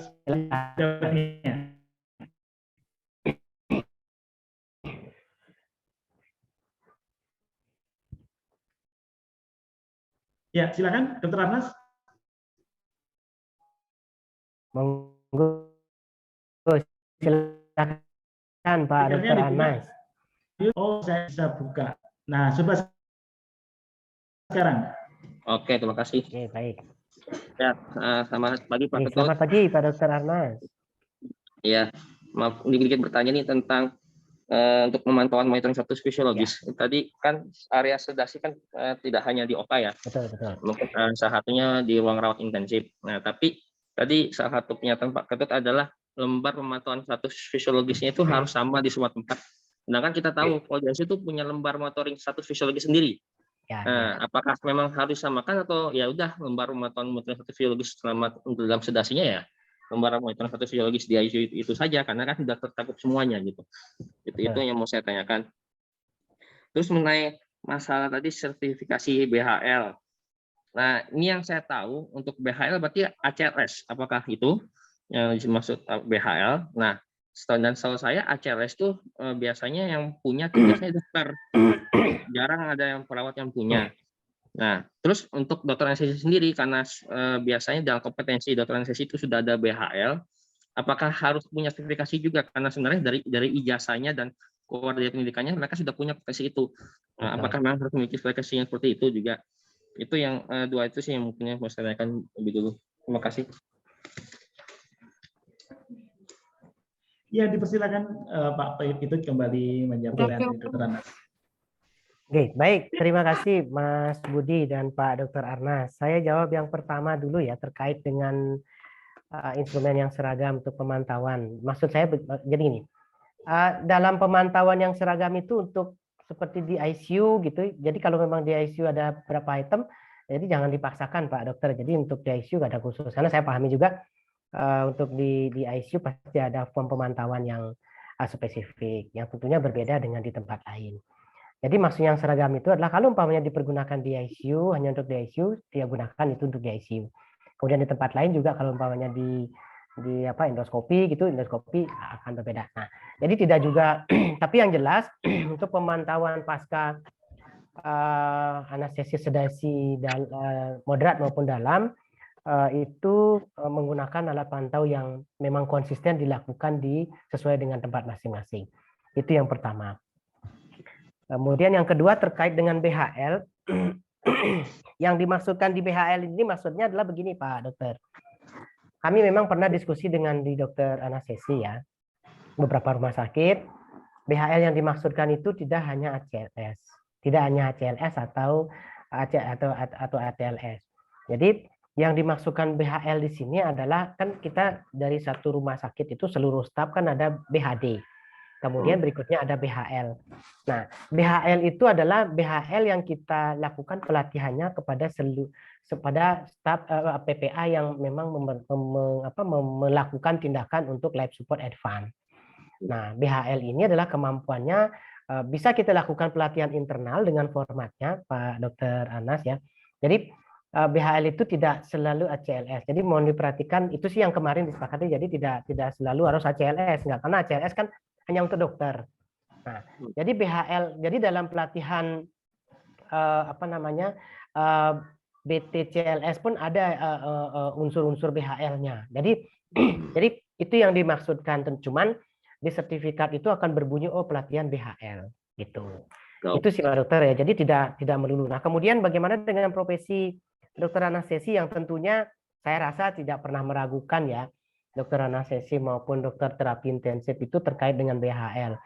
Nah, artinya dengan adanya kewenangan klinis dari hasil kredensial dari komite medik terkait dengan kewenangan BHL di dokter anestesi maupun terapi intensif itu bisa dipergunakan Pak Dokter Anas, sehingga untuk BHL itu bisa ada dua sisi, baik sertifikat pelatihan BHL untuk contoh umpamanya BHL untuk perawat, BHL untuk bidan, BHL untuk yang dirawat inap maupun digawat darurat.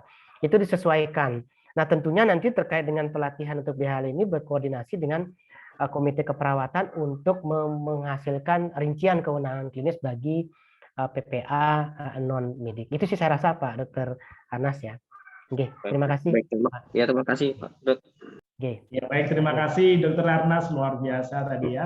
Ini semakin memberikan kefahaman buat kita semuanya. Saya berlanjut ke Pak Agus Cahyono dari RSMR Kudus. Dipersilakan Pak Agus Cahyono buka speakernya dan langsung bertanya kepada Pak Ketut. Mangga, monggo Pak Agus Cahyono.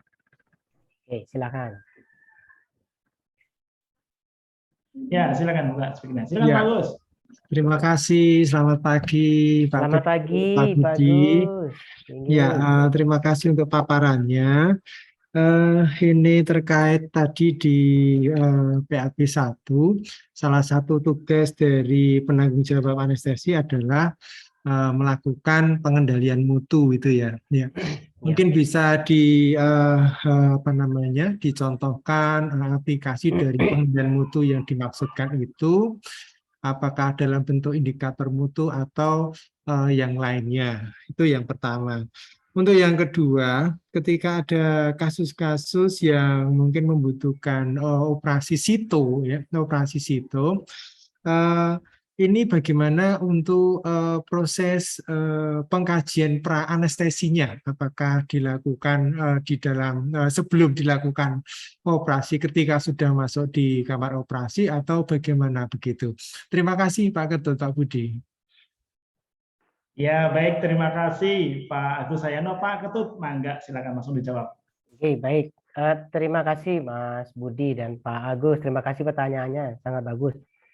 Terkait dengan indikator mutu, untuk di anestesi, itu adalah indikator mutu yang menjadi satu bagian dari indikator mutu dari pelayanan PAB di kamar operasi, Pak. Jadi indikator mutu contohnya gitu ya. Di anestesi itu adalah terkait dengan ketepatan waktu pembedahan sesuai dengan jadwal. Jadi kan itu anestesi ada berkaitan juga gitu. Jadi pemantauannya itu bagaimana? Pemantauannya itu tidak tunggal hanya dari anestesi saja. Jadi itu berintegrasi dengan indikator mutu dari kamar operasi. Kemudian yang kedua terkait dengan operasi sito ya, pengkajiannya. Seperti tadi saya sampaikan di awal, untuk di PAB 4 ya, di situ ada untuk asesmen pengkajian pasien sito. Jadi bisa dilakukan saat itu untuk sito. Jadi ada dua, ada yang secara berurutan, mulai dari pra anestesi maupun prainduksi. Nah, di situ bisa dilakukan secara bersamaan dan simultan, tetapi dengan pencatatan yang berbeda. Gitu saja sih Pak Agus Cahyono. Jadi itu jelas di PAB 4 itu sudah jelas tadi disampaikan. Oke, terima kasih Pak. Semoga bermanfaat Pak. Ya, baik. Pak Agus, masih ada yang mau ditanyakan? Baik, cukup Pak Budi, Pak Ketua, terima kasih. Oke, terima kasih Pak. Ya. Baik. Pak Agus. Baik, kalau begitu kita ke berikutnya ada Pak Tiar, mohon maaf Bu Tiar Gultom. Ya, Ibu Tiar, silakan. Bu Tiar Gultom dari rumah sakit mana? Dan silakan untuk dibuka speakernya.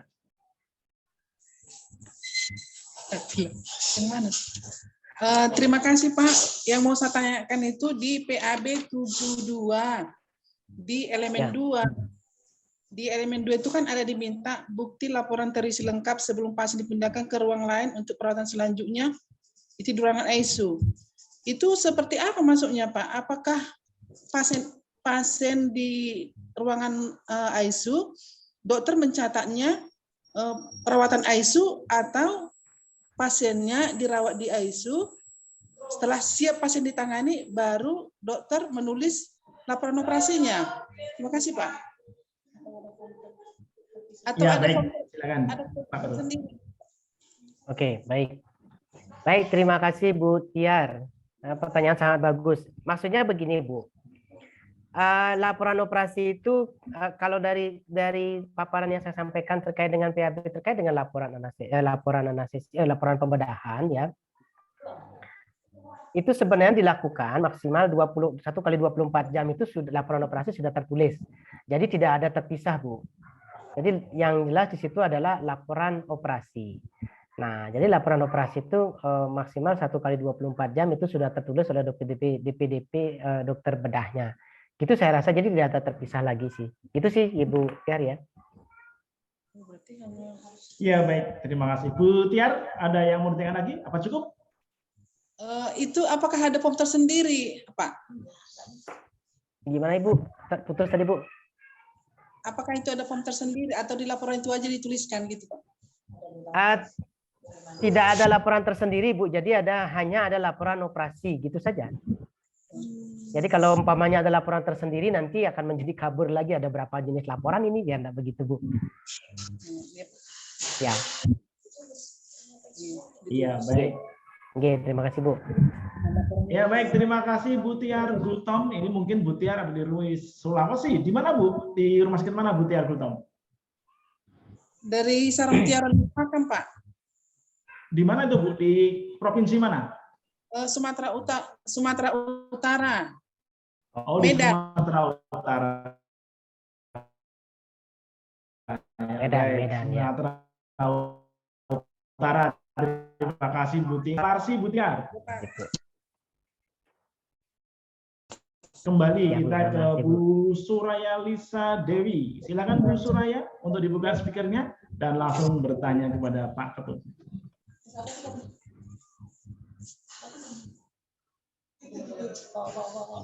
Ya, speakernya Bu bisa dibuka Bu. Ya. Assalamualaikum warahmatullahi wabarakatuh. Saya dari Rumah Sakit Muhammadiyah Waalaikumsalam Taman Sari, warahmatullahi Jakarta wabarakatuh. Selatan. Ada beberapa pertanyaan yang mungkin beberapa sudah disampaikan oleh penanya sebelumnya.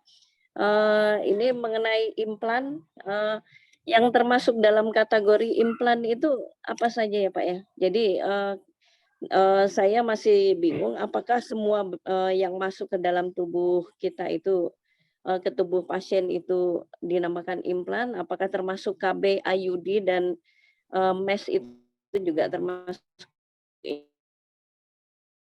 implan. Kemudian untuk beberapa implan nanti ada bagaimana ya Pak ya ini untuk mengidentifikasinya. Kemudian pertanyaan selanjutnya mengenai PPA yang dari luar anestesi itu ya Pak ya. Itu apakah dibuat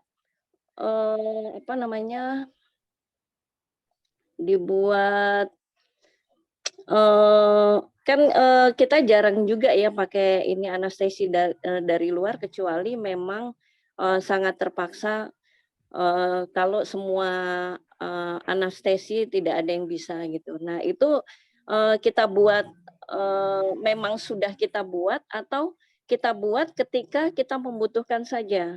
Nah kemudian pertanyaan selanjutnya untuk troli emergensi. Di OK itu apakah tetap diperlukan troli emergensi sedang yang terkunci gitu ya Pak ya? Kan troli emergensi itu ditandai dengan penguncian kalau misalnya sudah digunakan dibuka kuncinya gitu ya Pak ya, segelnya gitu. Sedangkan di OK itu obat-obatan yang kita gunakan sehari-hari itu sudah termasuk obat-obat emergensi gitu ya.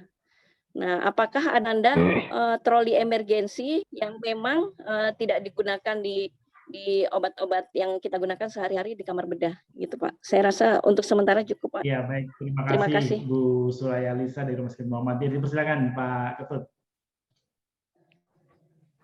Oke, baik. Terima kasih Bu Suraya Lisa ya. Pertanyaan sangat bagus ini Bu, yang terkait dengan implan yang pertama ya. Sebenarnya pengertian implan itu setiap benda atau barang ataupun alat yang masuk ke dalam tubuh pasien yang sifatnya lama itu implan Bu. Termasuk IUD pun sebenarnya implan Bu. Cuman kan kita tidak menyebutnya sebagai implan kan gitu.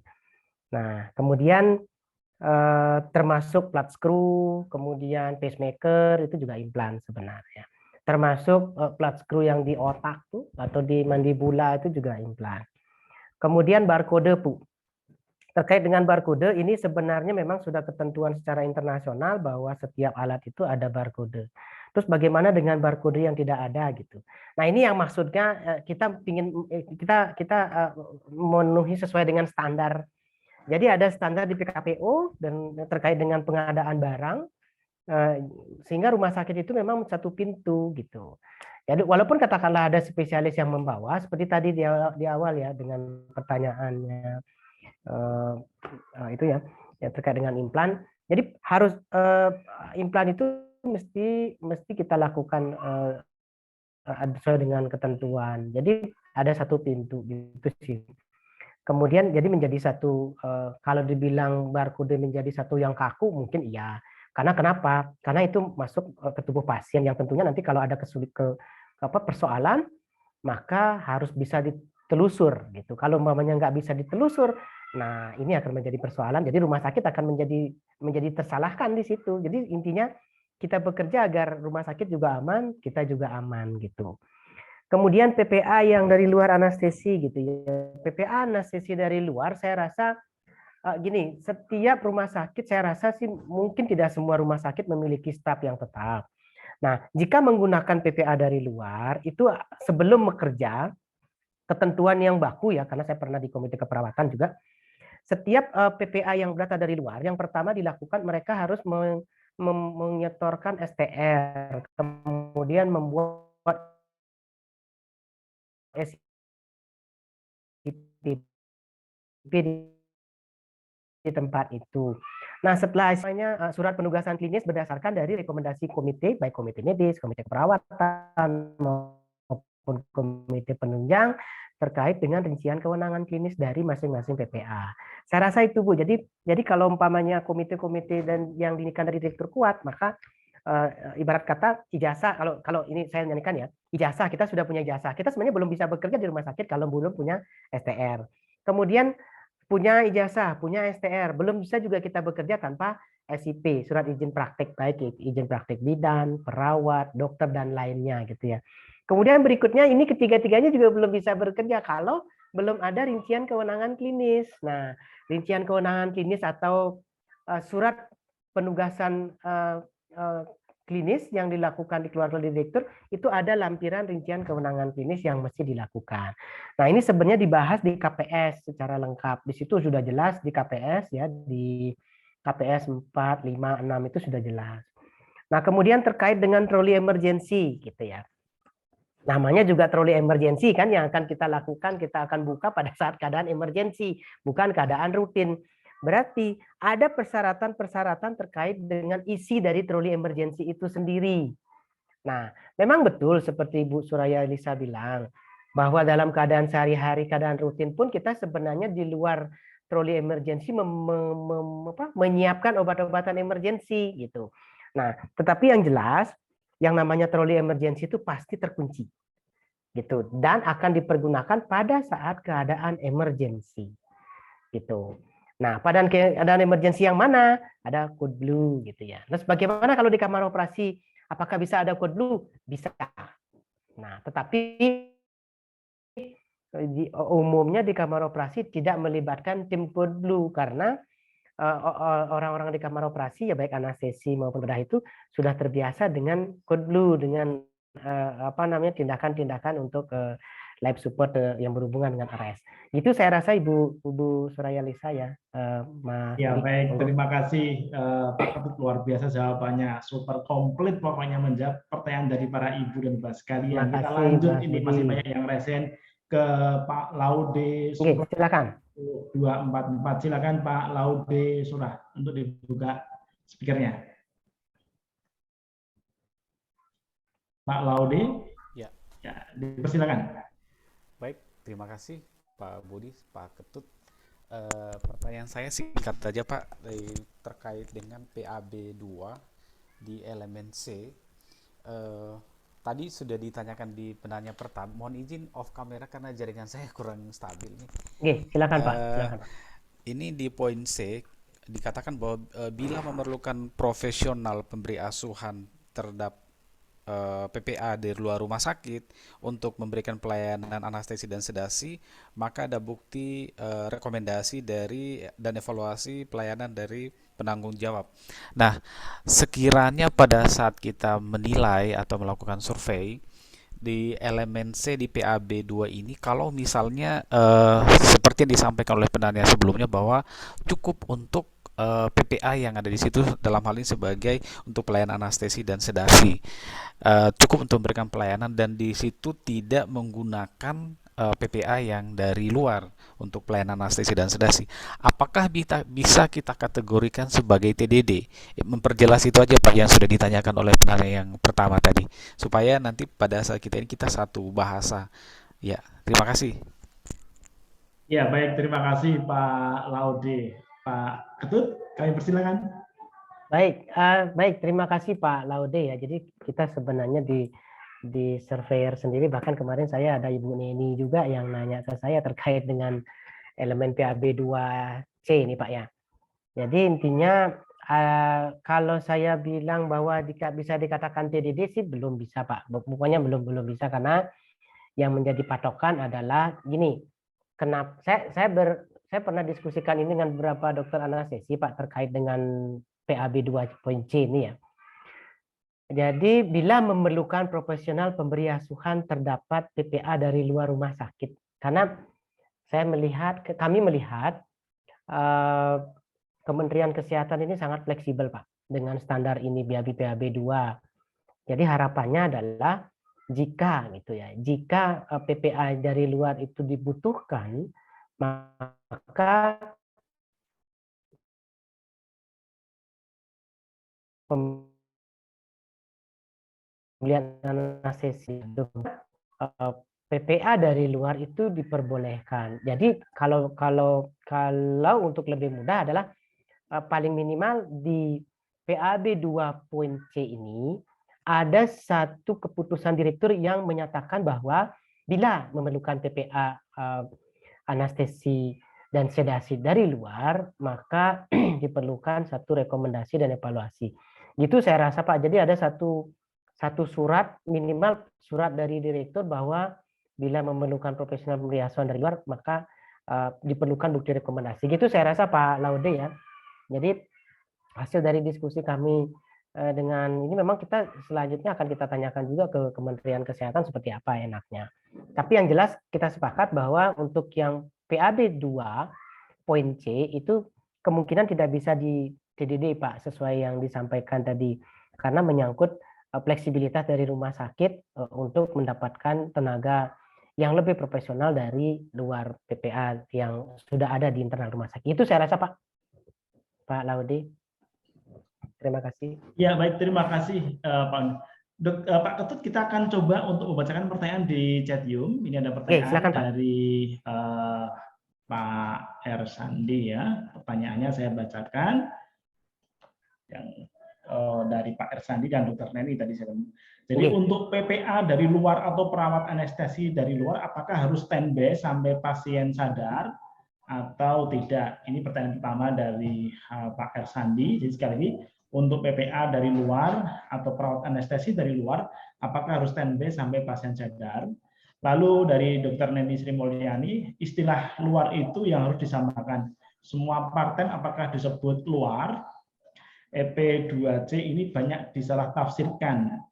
Rumah sakit menganggap dari luar adalah yang tidak ada SIP di situ, padahal itu tidak mungkin. Nah, silakan Pak Ketut untuk ditanggapi dua penanya dari chatroom. Baik, terima kasih Mas Budi ya. Terkait dengan PPA dari luar apa sampai dengan pasien sadar gitu ya. Nah, kalau kita kembalikan dari fungsi sedasi, baik sedasi ringan, moderat sampai dalam, jadi tanggung jawab PPA dari luar itu sebenarnya sampai betul-betul pasien sadar. Jadi jangan sampai kita meninggalkan tindakan itu dengan ada beban pasien masih ada persoalan dengan masalah airway dan breathing tentunya gitu ya. Jadi tanggung jawabnya adalah dari ibarat kata begini.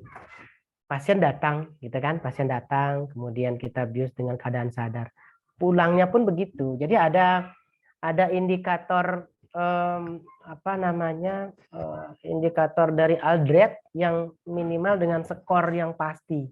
Jangan sampai berikutnya kita dipanggil lagi hanya untuk mengatasi masalah airway dan breathing. Ya kalau umpamanya kita dekat, kalau umpamanya kita jauh, nah, itu mesti. Jadi itu merupakan tanggung jawab PPA. Jadi jangan sampai belum sadar penuh, kemudian kita sudah tinggal.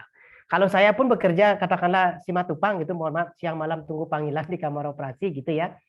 Jadi saya kalau pasiennya belum sadar, saya tungguin. Jadi jangan sampai terjadi persoalan, karena saya nggak mau ada PR lagi berikutnya, selalu saya di rumah terus dipanggil hanya untuk persoalan dengan sadar itu. Itu sih saya rasa. Jadi itu tanggung jawab kita sebagai PPA.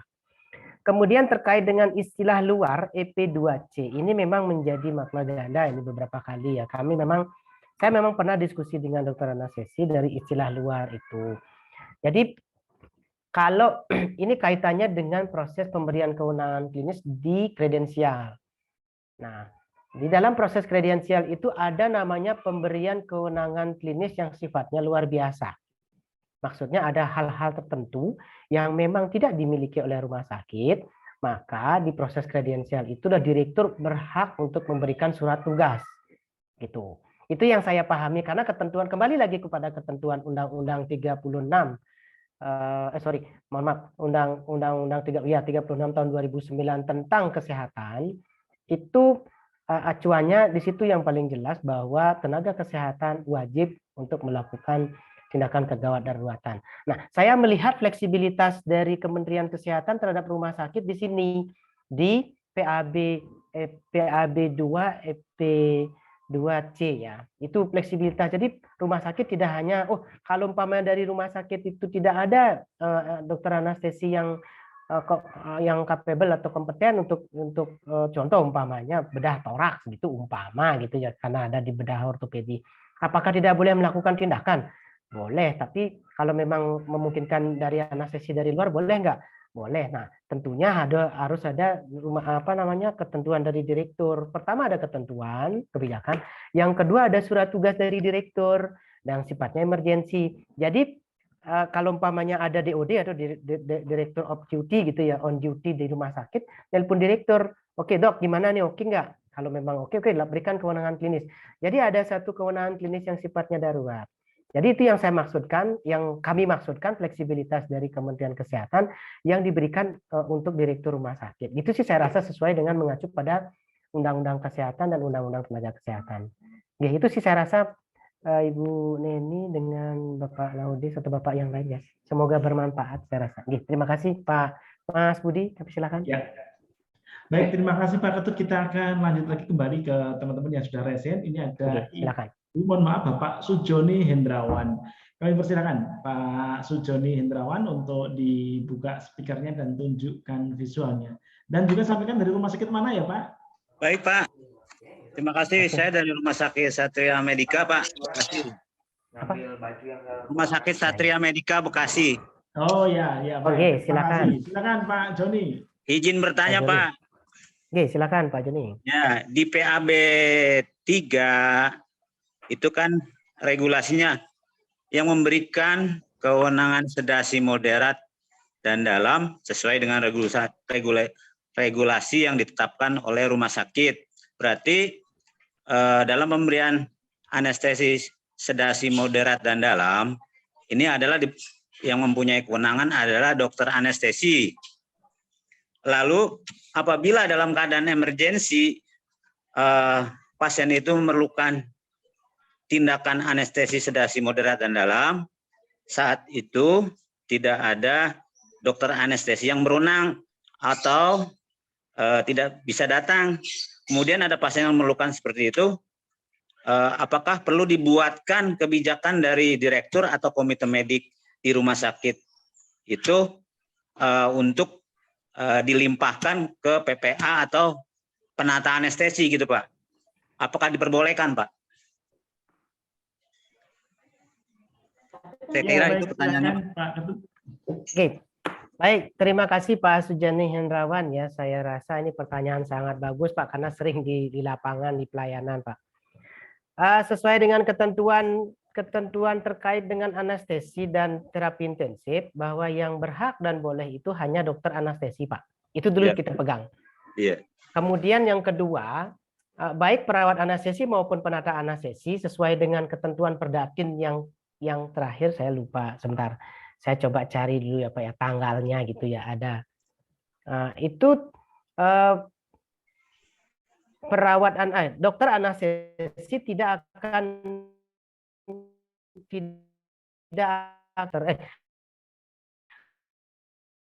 kepada penata anestesi maupun kepada perawat anestesi karena memang kembali ke ranah pemberian anestesi itu adalah tanggung jawab dan kewenangan dari dokter anestesi.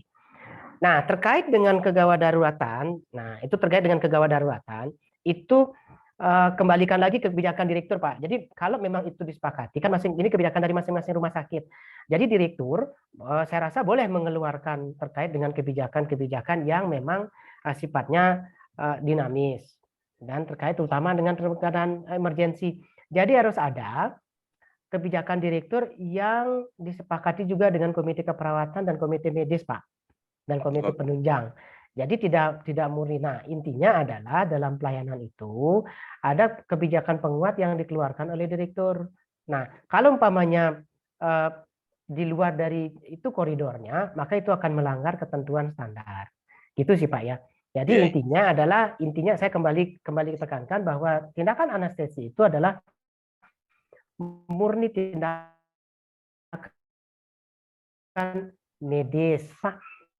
Nah, terkait dengan pendelegasian dari Perdatin pun sebenarnya sudah jelas bahwa tidak akan pernah memberikan terkait dengan tindakan itu. Gitu sih yang saya dapat informasi, makanya ini mesti jelas gitu.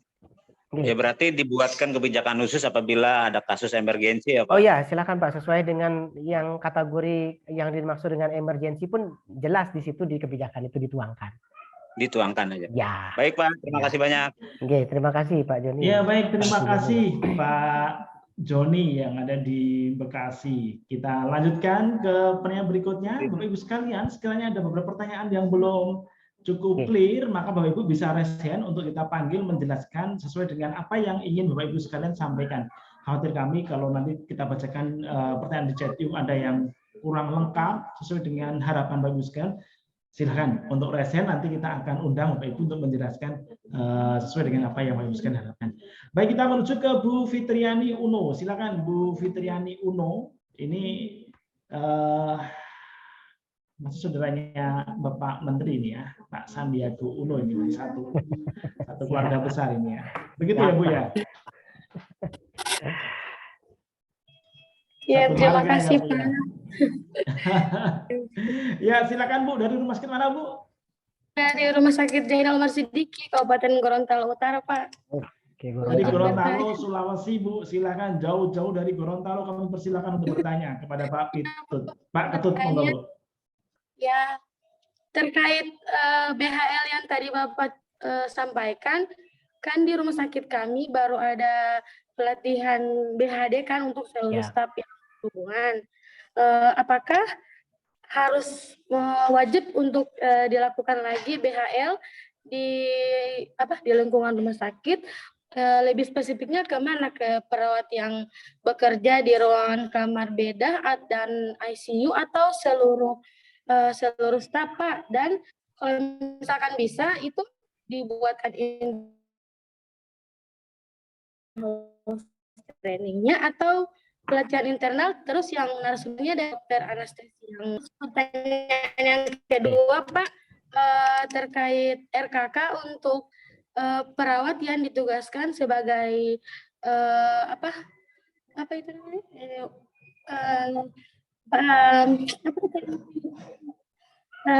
Pendamping begitu Pak, pendamping dari dokter anestesi Pak, kan basicnya hanya perawat yang belum tersertifikasi pelatihan anestesi Pak. Untuk RKK-nya itu seperti apa Pak? Karena dari kami juga Pokja PAB masih bingung bagaimana terkait itu Pak. Iya, terima kasih Pak. Ya, Assalamualaikum. Iya, baik, terima kasih Bu Fitriani Uno dari Gorontalo ini Pak Ketut. Mangga, silakan Pak Ketut. Oke, baik. Terima kasih Bu Fitriani Uno. Assalamualaikum warahmatullahi wabarakatuh Bu Fitri. Terkait yang pertama, terkait dengan pelatihan BHL gitu ya. Terkait dengan tadi kan seluruh staf rumah sakit kan sudah pelatihan BHD. Apakah ikut BHL lagi?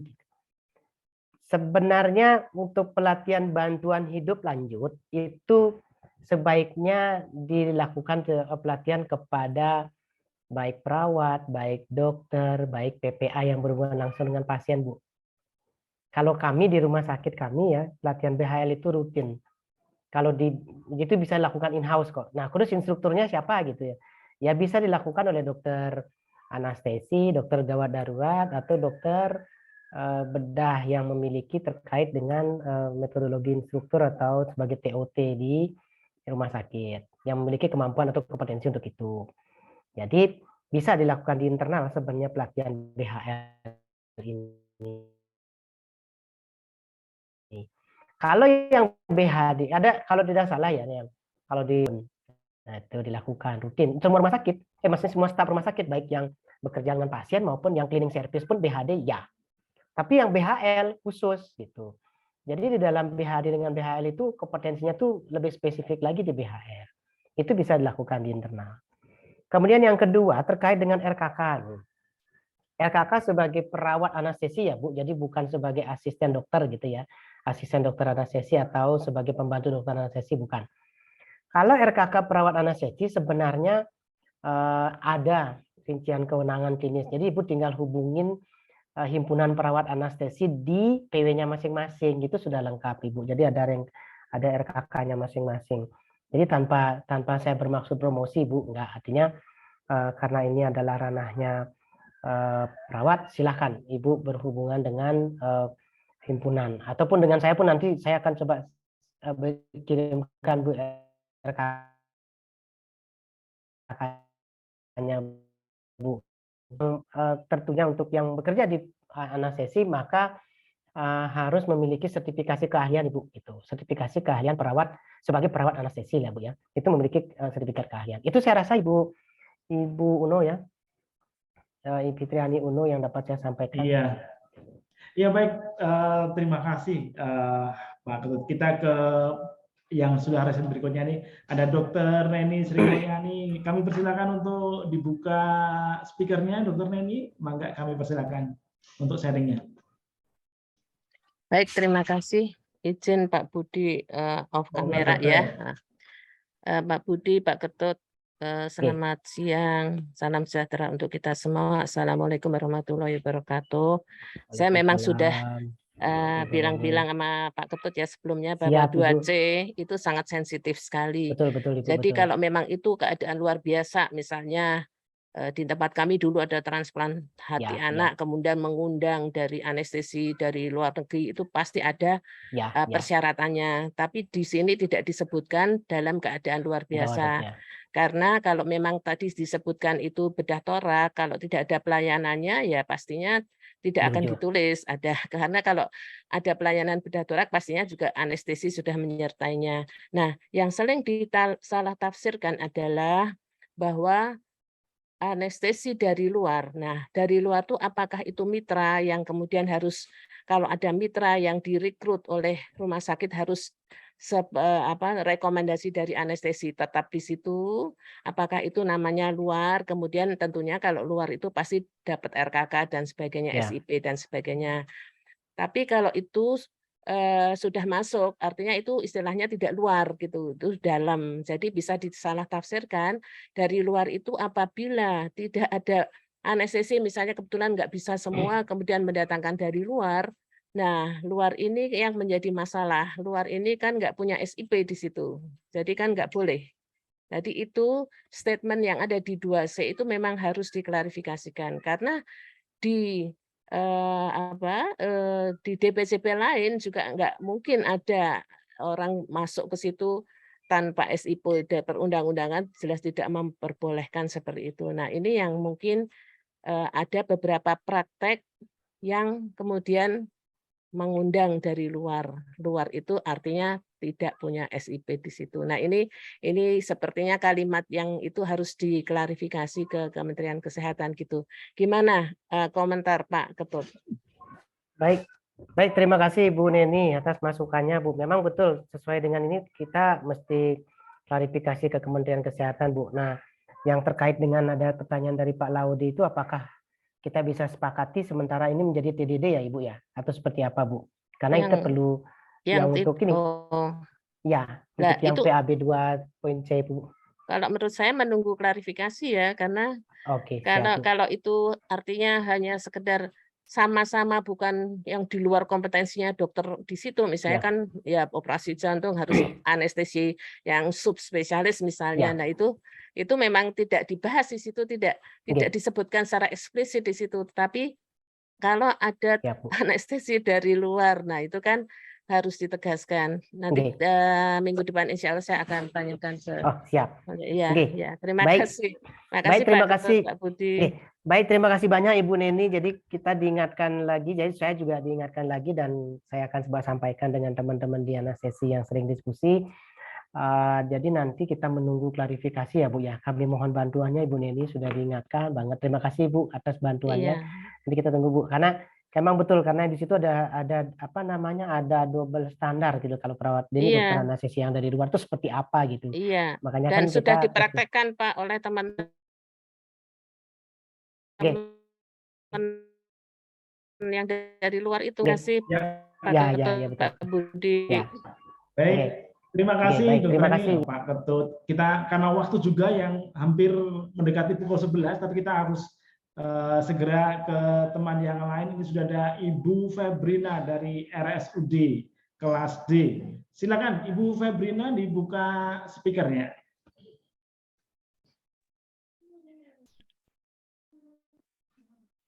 Ya, silakan. Terima kasih Pak Budi, terima kasih Pak Ketut. Saya Febrina dari RSUD kelas D Jati Sampurna. Mau bertanya berkaitan dengan PAB. Sebenarnya sudah banyak pertanyaan dari Bapak Ibu sebelumnya. Yang untuk implan itu ya Pak Ketut ya, biasanya kalau saya dulu TKR seperti itu, memang implan dari luar tetapi ada barcode-nya. Nah biasanya saya tempelkan barcode-nya itu di belakang laporan operasi setelah dokter nulis catatan operasi, dan saya juga tempelkan di rekam medis pasien itu di CPPT. Apakah itu berlaku atau untuk barcode implan tersebut membutuhkan format tertentu, format terpisah seperti itu. Terus yang kedua terkait sama perawat anestesi, kebetulan di tempat saya bekerja itu perawat anestesi bukan penata, tetapi dia udah tersertifikasi dari HIPANI dan sudah diakui dari PPNI juga. Itu statusnya kan part time ya Pak ya. Nah part time.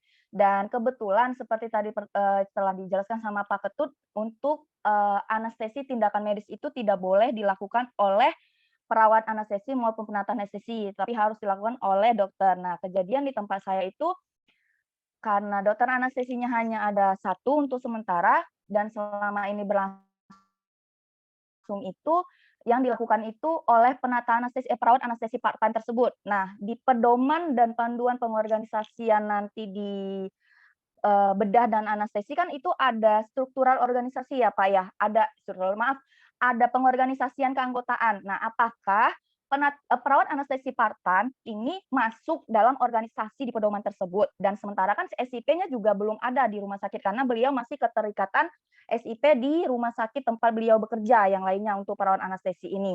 Apakah itu masuk, dan untuk di laporan anestesi tersebut dan laporan operasi yang dibedah itu kan dicantumin ya Pak untuk nama perawat anestesi tersebut. Apakah itu diakui gitu loh Pak legalitasnya perawat anestesi tersebut, sementara SIP-nya belum ada dan statusnya masih part-time, dan operasi sudah berjalan nih, operasi sudah berjalan dengan perawat anestesi yang part-time. Itu untuk kredibilitas laporan operasi dan laporan anestesinya di tempat saya bekerja itu gimana Pak? Untuk keterkaitan, apakah ada keterkaitan hukumnya seperti itu Pak? Karena jujur saya juga sebagai perawat bedahnya deg-degan juga ya Pak, dan untuk tadi sudah dipertanyakan juga sama teman-teman yang lain, seperti penjelasan Pak Ketut tadi, perawat anestesi yang part-time maupun terutama yang part-time ya, maupun yang standby full-time, itu kan pasien harus sampai sadar baru boleh ditinggal seperti itu.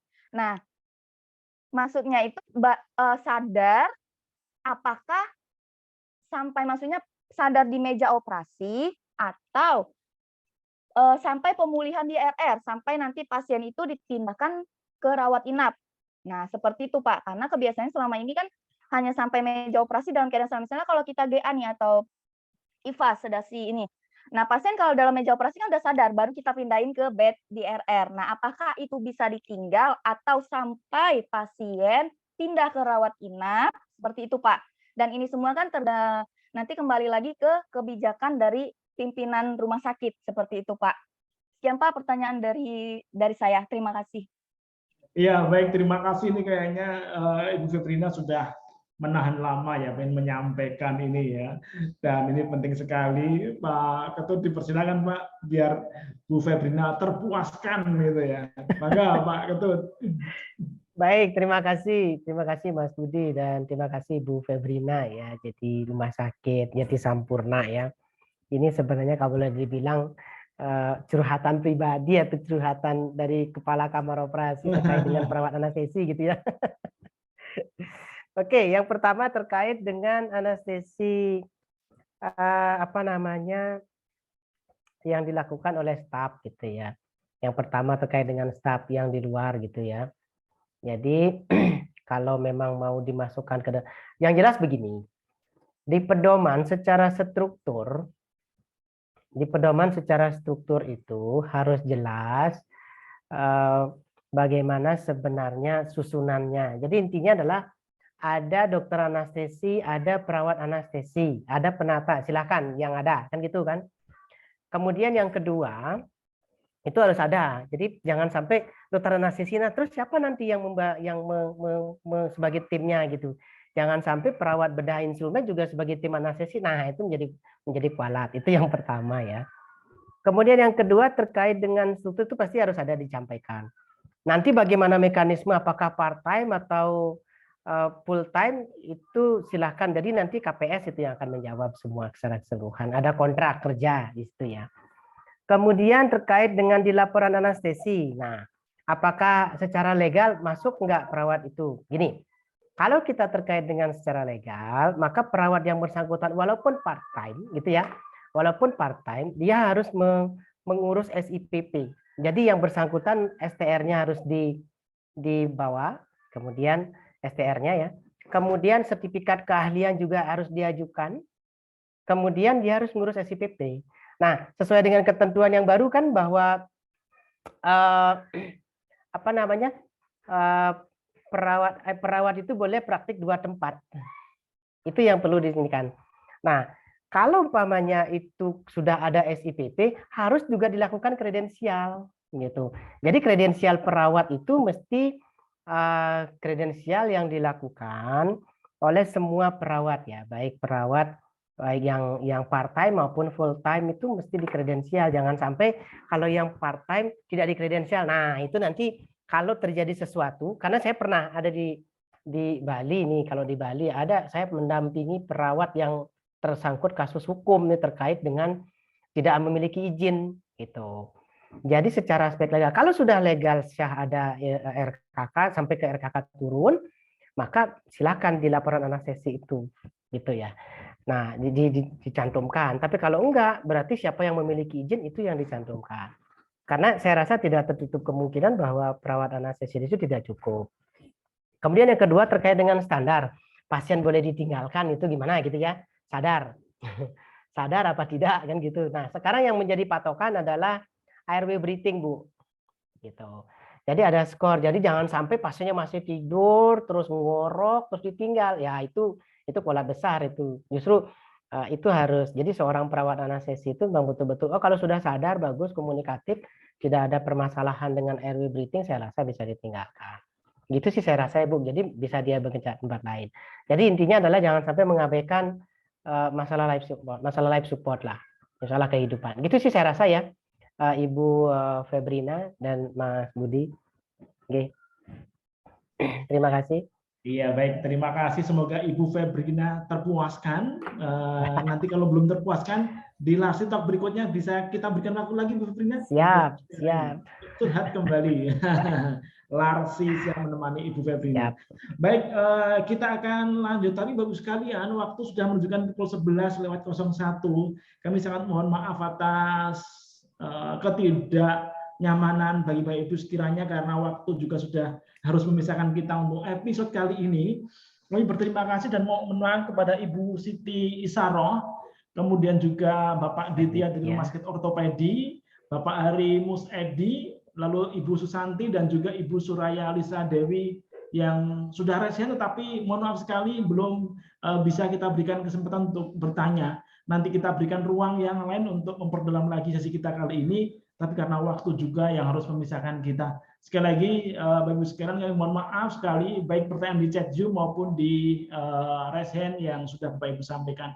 Tapi sebelum kita menuju ke sesi berikutnya, Pak Ketut, silakan closing-nya Pak, pesan baiknya kepada seluruh rumah sakit yang sudah hadir di hari ini. Silakan Pak Ketut. Baik, terima kasih Mas Budi. Terkait dengan closing statement saya, jadi intinya adalah bahwa PAB itu gini, bahwa anestesi dan bedah itu merupakan satu proses yang kompleks dan berisiko tinggi, maka harus dilakukan oleh PPA yang kompeten. Kemudian untuk mencapai itu, maka setiap PPA yang melakukan bekerja sesuai dengan standar, memenuhi kompetensi dan kualifikasi sesuai dengan PPK yang ditampilkan. Gitu saya rasa Pak Mas Budi untuk closing statement untuk PAB Kilau PAB LRC CQE 14 nih. Terima kasih. Selamat siang.